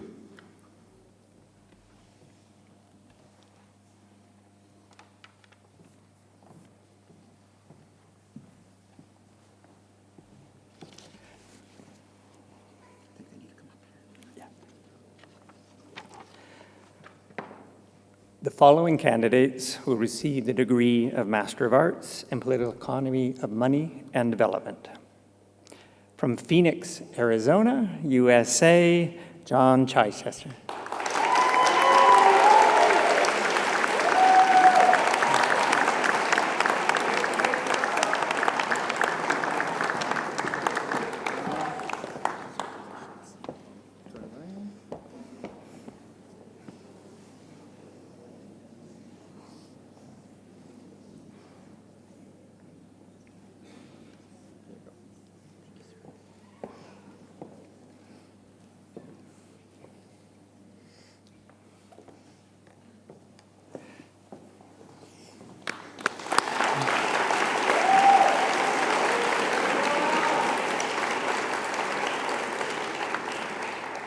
From Erbil, Kurdistan, Iraq, Shanaran Surchi.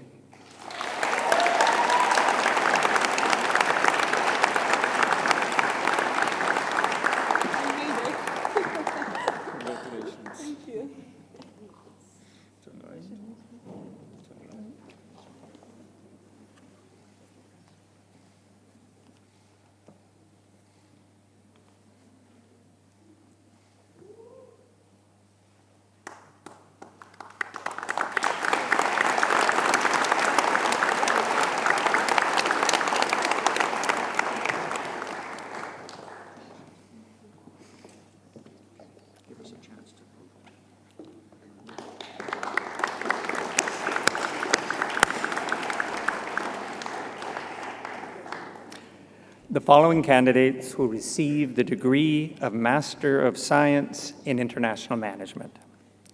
From Darien, Connecticut, USA, Kristen Aberly.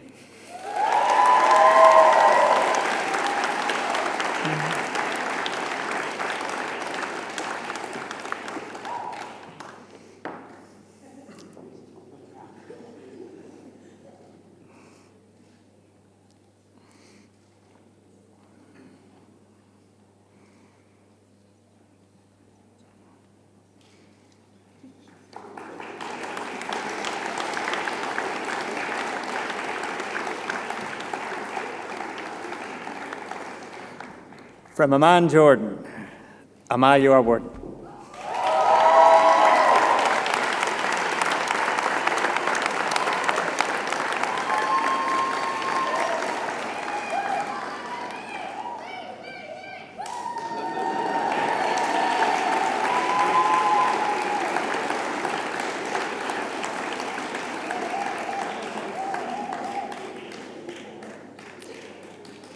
From Memphis, Tennessee, USA, Carbon Brodnax.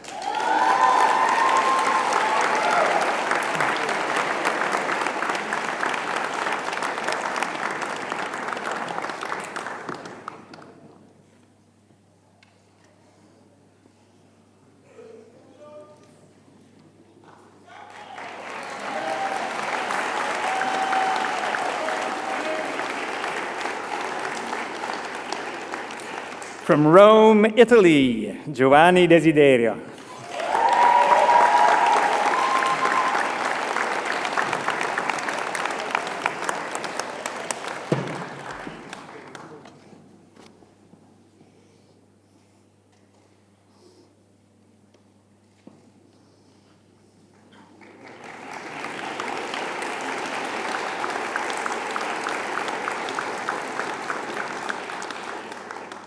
From Orlando, Florida, USA, Rachel Maria Dottino.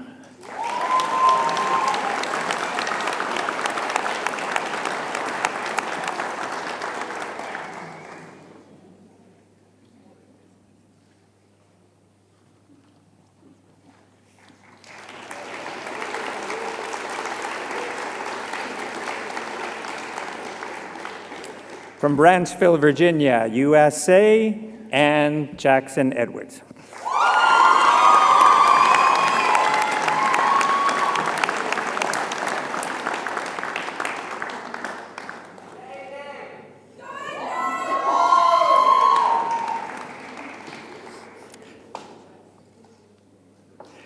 From Reading, Pennsylvania, USA, Manuchka Polimon.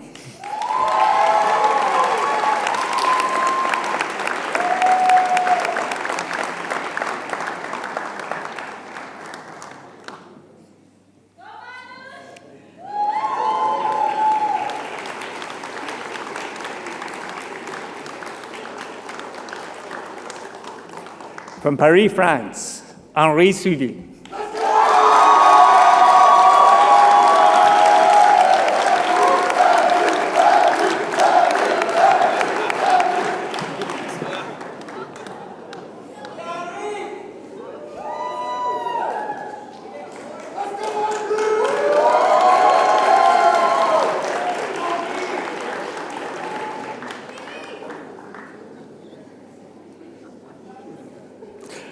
From Natal, Brazil, Karina Souza.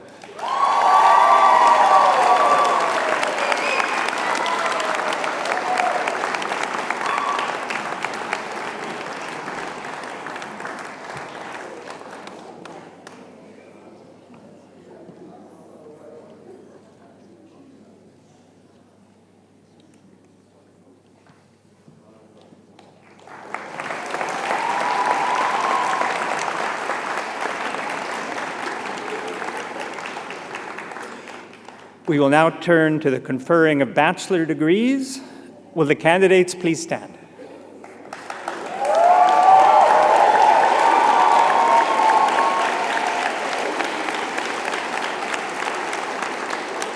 Mr. President, I have the pleasure of presenting to you candidates for the degree of Bachelor of Arts or Bachelor of Science as applicable. On behalf of the faculty, I certify that these persons have completed the required course of study at Franklin University, Switzerland, or will do so by the end of summer 2022. And they are presented to you for conferring of these degrees at the appropriate time. By virtue of the authority vested in me by the Board of Trustees and on the recommendation of the faculty, I confer upon you the degree to which you are entitled with all the rights and responsibilities pertaining thereto.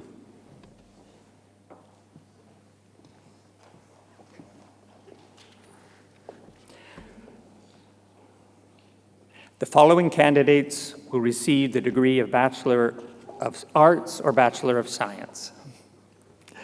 From Jeddah, Saudi Arabia, with a major in international management with an emphasis in finance, Fadel Abdallah.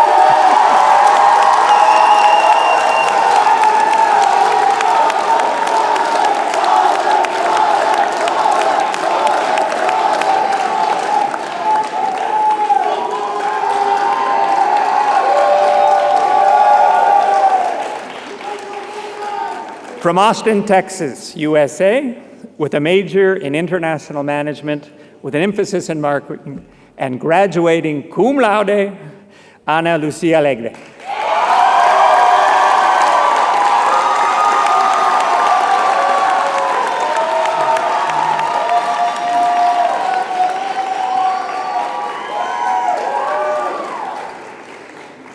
From Ashgabat, Turkmenistan, with a major in international management, Raman Bayev.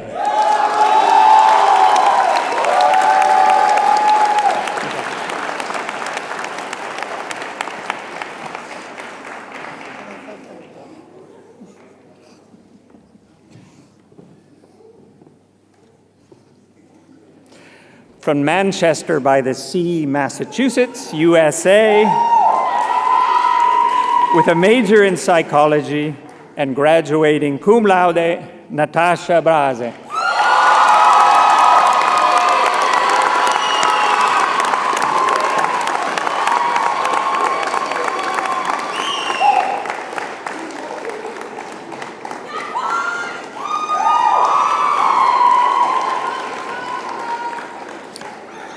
From Lugano, Switzerland, with a major in international management with an emphasis in marketing, graduating magna cum laude, Gloria Bruschi.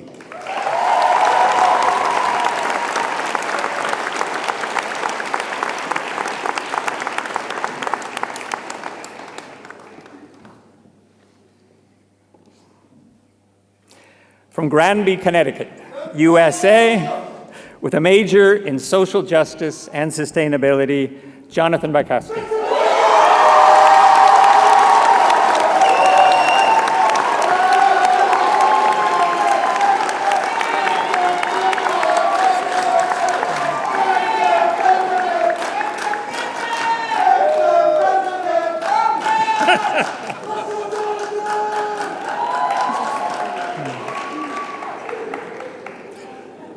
From Lugano, Switzerland, with a major in international management and graduating summa cum laude, Giulia Castiglione.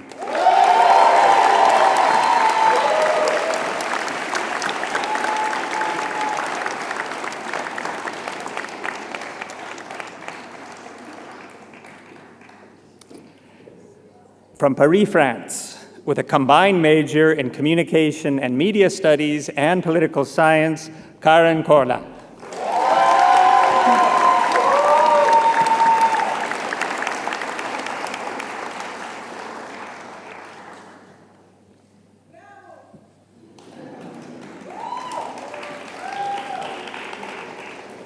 From Kelsettenango, from Marshfield, Massachusetts, USA, with a major in international relations, Morgan Crothy.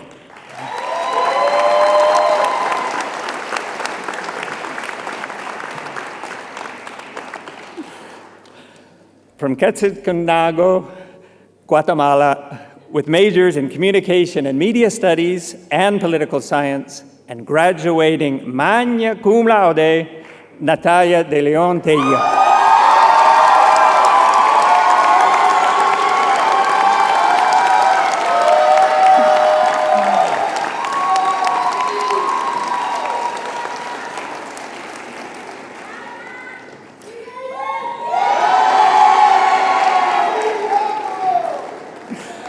From Lugano, Switzerland, with a major in international management with an emphasis in marketing, Giulia Gatti.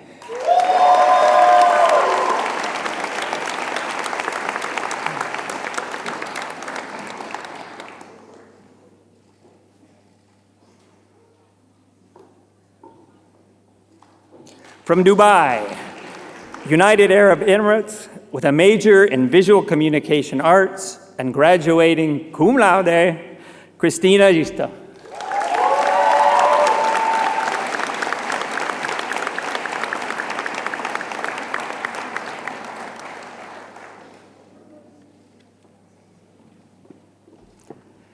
From Toronto, Canada, with majors in history and international relations and graduating magna cum laude, Milica Jovic.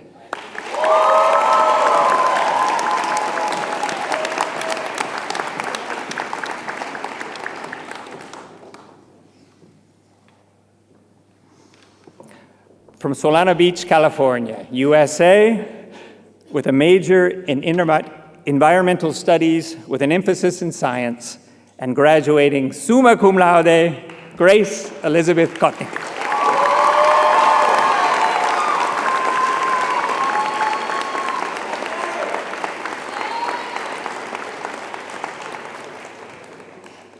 From Salo, Italy, with a major in fashion studies, Josephine Leonello.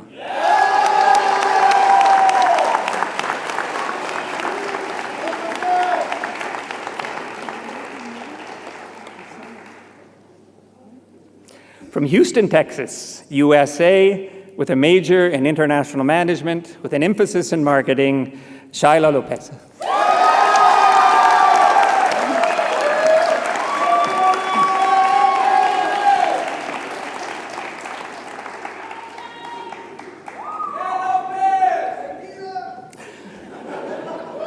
From St.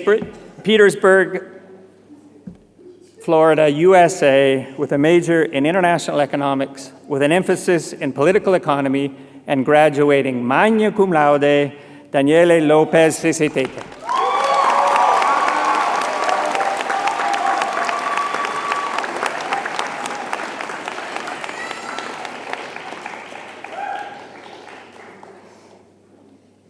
From Honolulu, Hawaii, USA, with a major in international management with an emphasis in marketing and graduating cum laude, Jade Lum.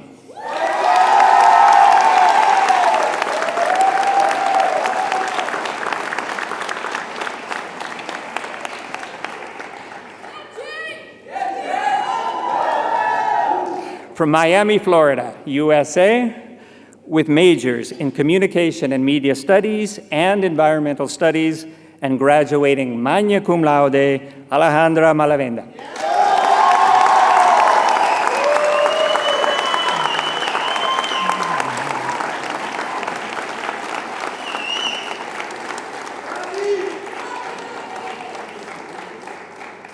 From Samarate, Italy, with a major in fashion studies and graduating magna cum laude, Francesca Mazzucchelli.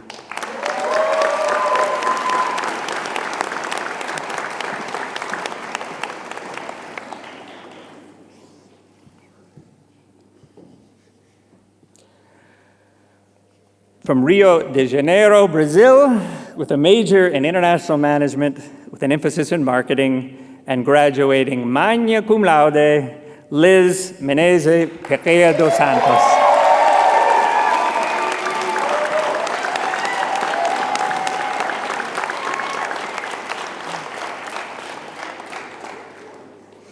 From Moscow, Russia, with a major in history, Nikolai Morozov.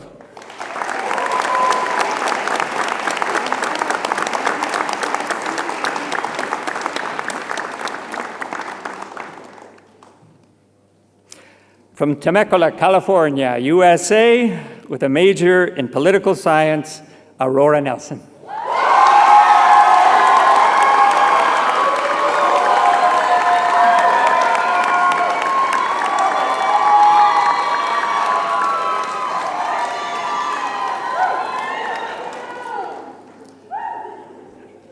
From Oslo, Norway, and Zurich, Switzerland, with a major in psychology, Clara Nerseth.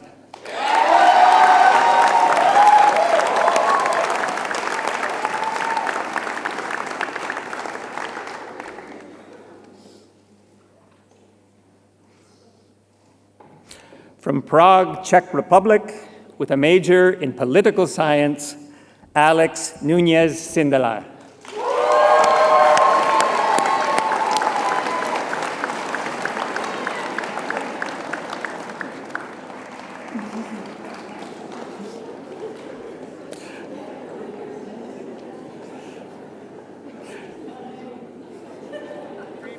From Atlanta, Georgia, USA, with a major in international relations, Campbell Pear.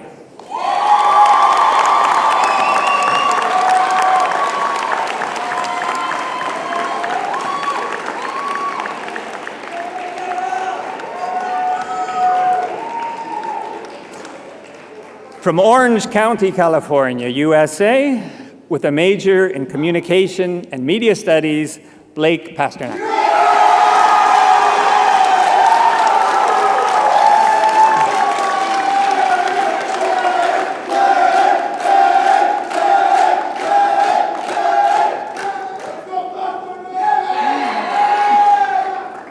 From Milan, Italy, with a major in psychology, Sofia Pesci.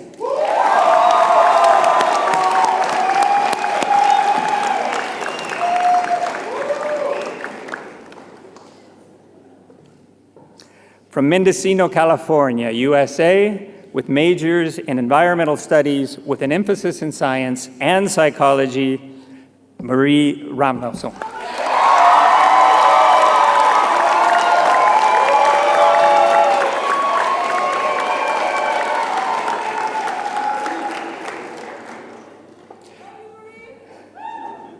From Newport Beach, California, USA, with a major in communication and media studies, Hollis Robinson.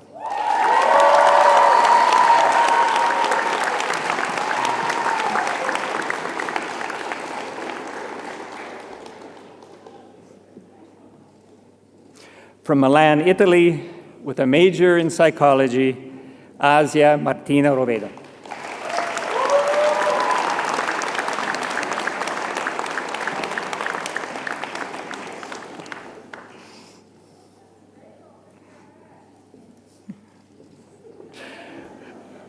From Benghazi, Libya, with a major in international management with an emphasis in marketing, Amir Sakran.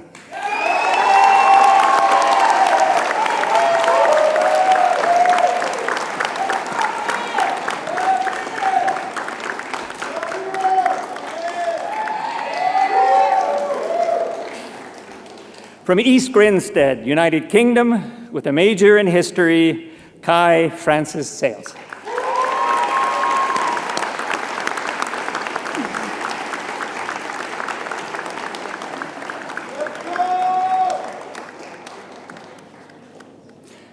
From Irbid, Jordan, with a major in international management with an emphasis in finance, Saleh Shokarat.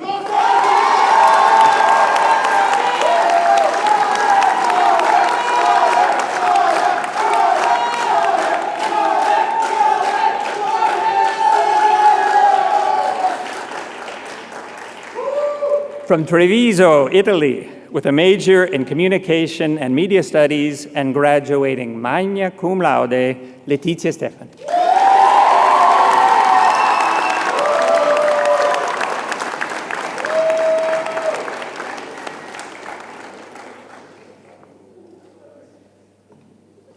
From Fort Worth, Texas, USA, with a major in political science, Rachel Stevens.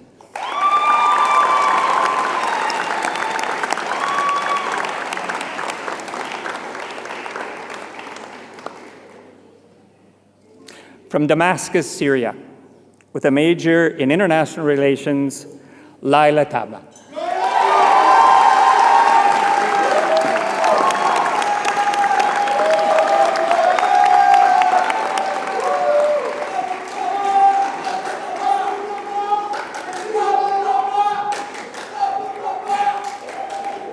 From Key Biscayne, Florida, USA, with majors in environmental studies with an emphasis in science and psychology, and graduating magna cum laude, Gabriela Tirlik Avilla.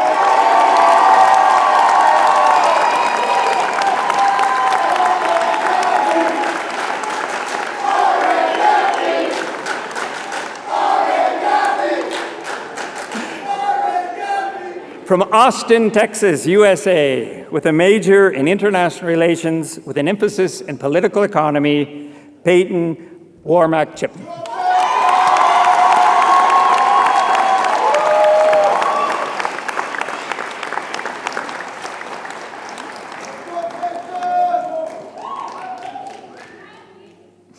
From Kingston, Jamaica, with a major in visual communication arts, Leo Williams.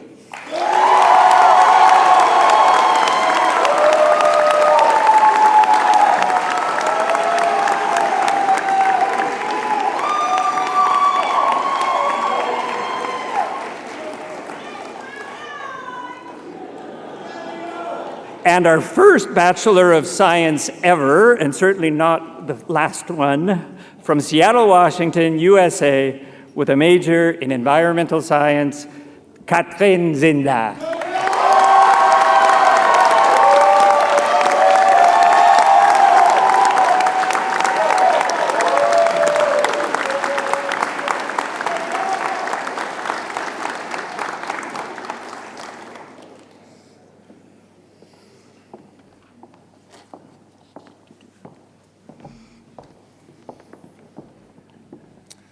Thank you, Dean Starcher, for reminding me the important ceremonial moment now.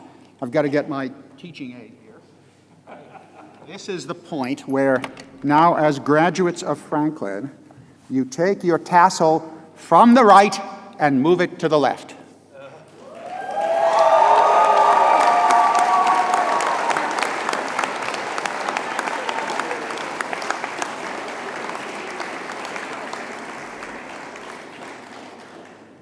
Professor Patrick de la Croce will now introduce the valedictorian.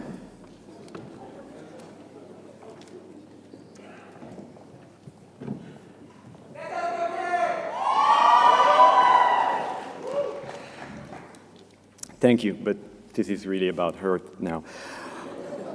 President Warden, members of the Board of Trustees, Vice President Starcher, esteemed family members and friends, graduating students, it is my great honor to introduce the valedictorian speaker of the 2022 class, Gabriela Tirlik Aviles.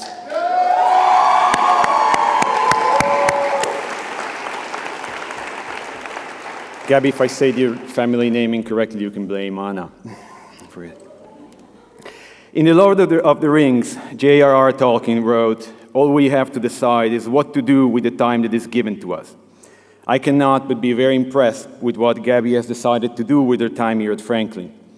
Over the past 4 years, Gabby has been a wonderful example of the kind of student we all like to have in our classes, in our courses. Smart, interested, engaged, willing to learn, willing to improve herself, and always ready to participate in and contribute to class discussions. That doesn't mean chatting all the time.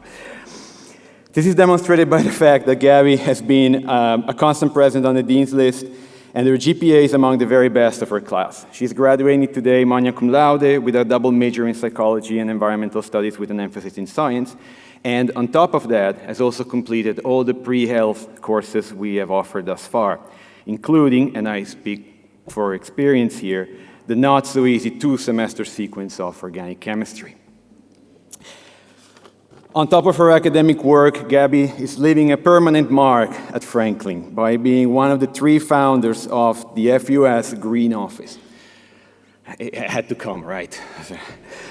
The Green Office is a student-led initiative that will help the university become more sustainable in all its operations. Over the past year, Gabby, Grace Kotnik, and Alejandra Malavenda, also graduating today, have gone well above and beyond what is expected from any students to ensure that the Green Office could go from a project report of the senior capstone course of spring 2021 to an existing reality for Franklin. Their effort and hard work paid off last week with the signing of the official mandate of the university for the Green Office. Thank you for this. It's a great legacy that you guys are living here. That said, to me, as one of Gabby's professors, what makes her outstanding and what makes her fully deserve to be the valedictorian speaker for today is the fact that Gabby did all of the above and much more, always with a smile on her face. From our very first course together, Gabby has always brought a positive and constructive energy to class, even when the class assignments were challenging or slightly vague, happened every now and then, or when the lecture dealt with the various shapes and position of fish mouth and was held around 10 p.m. on academic travel. In that case, she did snort a little bit, but it's understandable, and I hear the professor, who we won't name here today, has already apologized multiple times. Gabby, a little more than 3 years ago, on a sunny afternoon outside the science lab, I stopped you after class and I suggested that you consider graduating in environmental sciences along with psychology. I still remember that conversation. I am honored that you followed my advice, or that you were too nice to say no. For that, I have to thank your parents, I guess. I have greatly enjoyed having you regularly as my student these past 4 years, and I am sure that if you keep your positive and constructive attitude, you will continue to accomplish great things wherever you go after Franklin. Ladies and gentlemen, graduating students, without further ado, please join me in welcoming on stage the valedictorian speaker for the class 2022, Gabriela Tierling Aviles.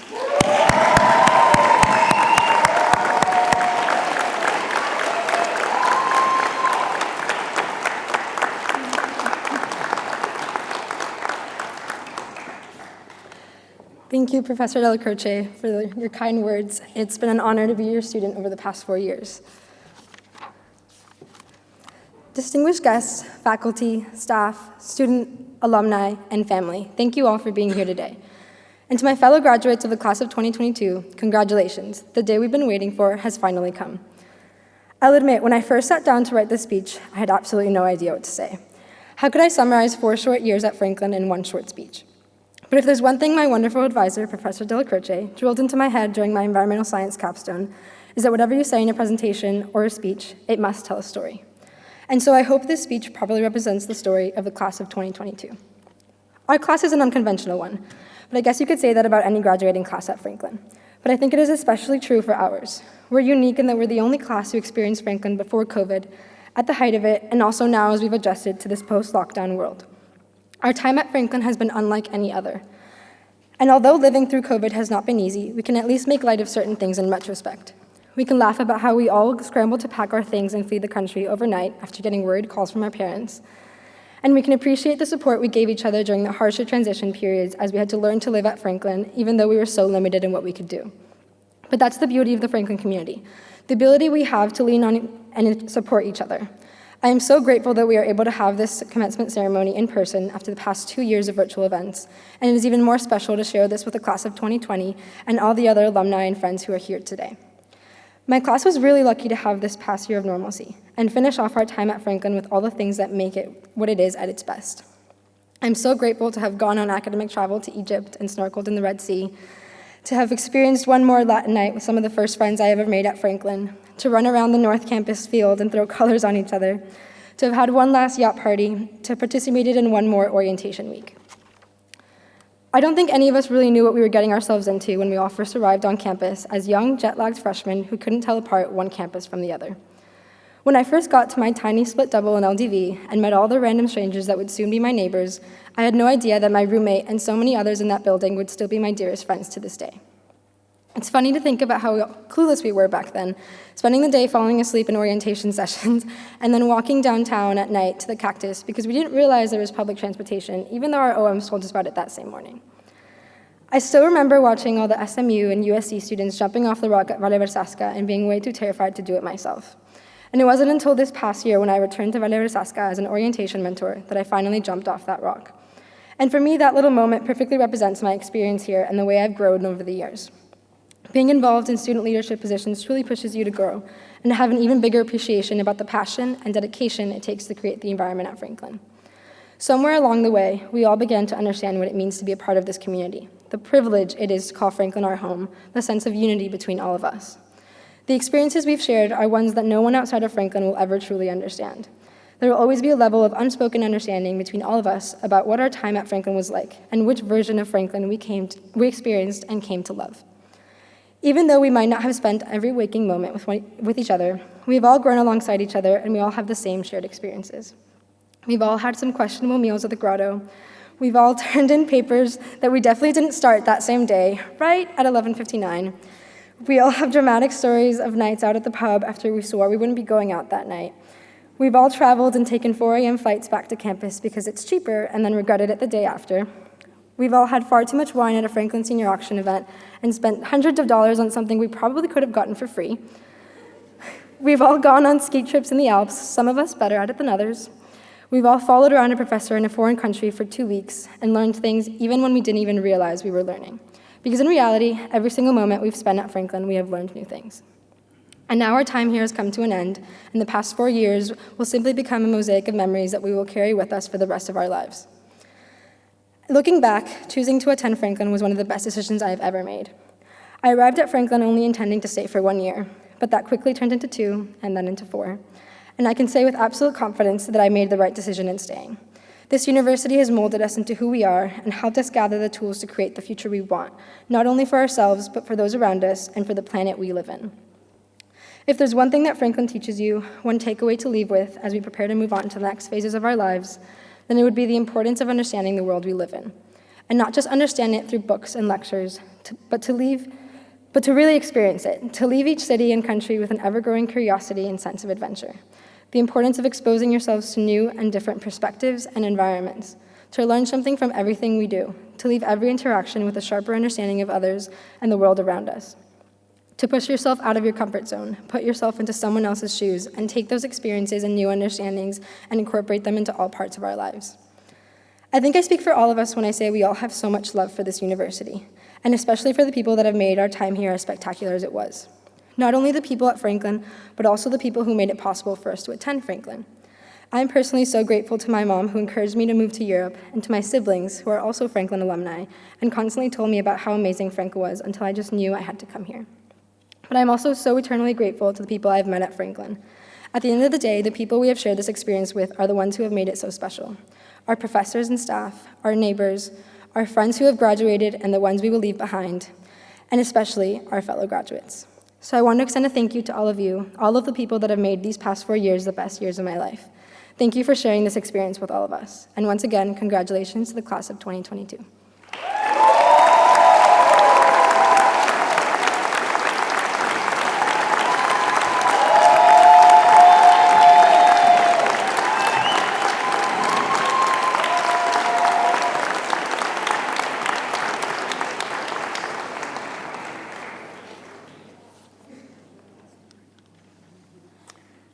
I would now like to invite Emily Boynton to welcome the graduating class to the Alumni Association. Hello, everyone. Congratulations, class of 2022. You guys made it. Good job. I'm here today to welcome you to the Alumni Association of Franklin. After years of hard work and dedication, you've earned your Franklin University of Switzerland degree. Very exciting. My name is Emily Boynton. I'm class of 2009 Franklin graduate and a member of the Board of Trustees as an alumni trustee and president of the Alumni Council. I'm here today with my fellow alumni trustee, Ryan Ellis, who's also the class of 2009 and vice president of the Alumni Council. Right in.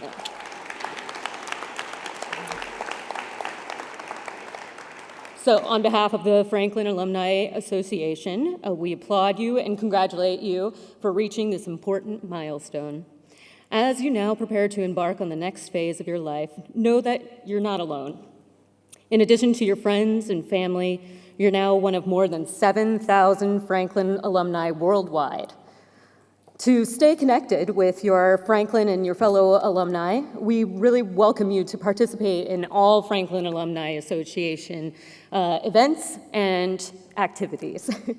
As an active member, you'll be able to keep Franklin close, doing your part to continue making the university stronger. To help you start, here are some easy ways to get involved. You can be informed, read our alumni e-newsletter, keep your contact information current in the online community. Follow us on Facebook and LinkedIn, definitely on LinkedIn, if you want some career connections. By staying informed, you'll make a wonderful ambassador for the university. Remain involved, whether it's participating in a Franklin club, attending alumni events, serving as an admission ambassador, class agent, or on the Alumni Council with Ryan and myself, attending our new annual Alumni Association meeting, or returning to campus. You can join the thousands of alumni who work to preserve the excellence of Franklin University, Switzerland. We welcome you, we congratulate you, and look forward to keeping in touch with each and every one of you. I hope to see you all back in Lugano in May 2025 as we celebrate the 55th anniversary of this truly special university at our global alumni reunion. Congratulations.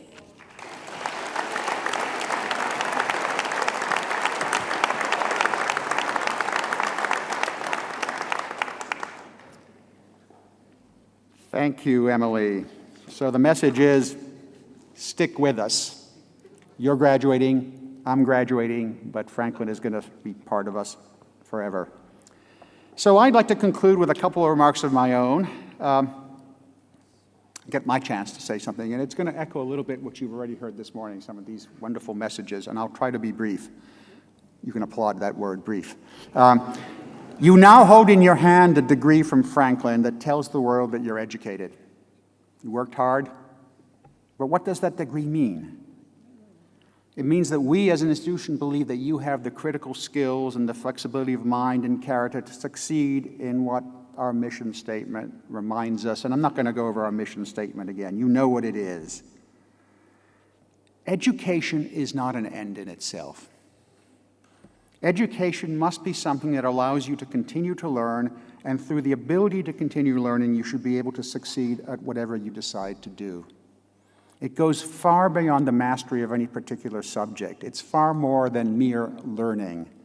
B.F. Skinner, the famous and sometimes controversial behaviorist, once wrote, "Education is what remains when what you have learned is forgotten." To be educated means that you understand that there is still a great deal more to learn, that one of the joys of life is that we will go on learning to the end of our days. Education is broad, it's inclusive, it's open. With education comes responsibility. Education must include awareness that goes beyond the individual. It must include the understanding that along with privilege comes great responsibility. It must acknowledge that your education is not just for you, that it can be something greater that should be of service to all. I believe that we have prepared you well. You've joined the ranks of an educated elite.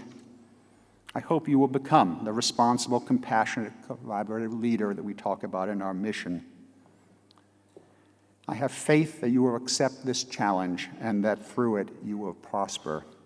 It's been my honor and pleasure to serve as president of Franklin University, Switzerland for the past 10 years. I too, in a way, will graduate with you today. We share this bond, and I will always feel part of the class of 2022. It's time for all of us to move on, to remember our years together at Franklin as we commence another chapter in our lives, as we commence what I like to think of a new adventure. Will you, the 2022 graduating class, please stand? Ladies and gentlemen, colleagues and friends, I present to you the Franklin University, Switzerland's graduating class of 2022. Join me in congratulating them.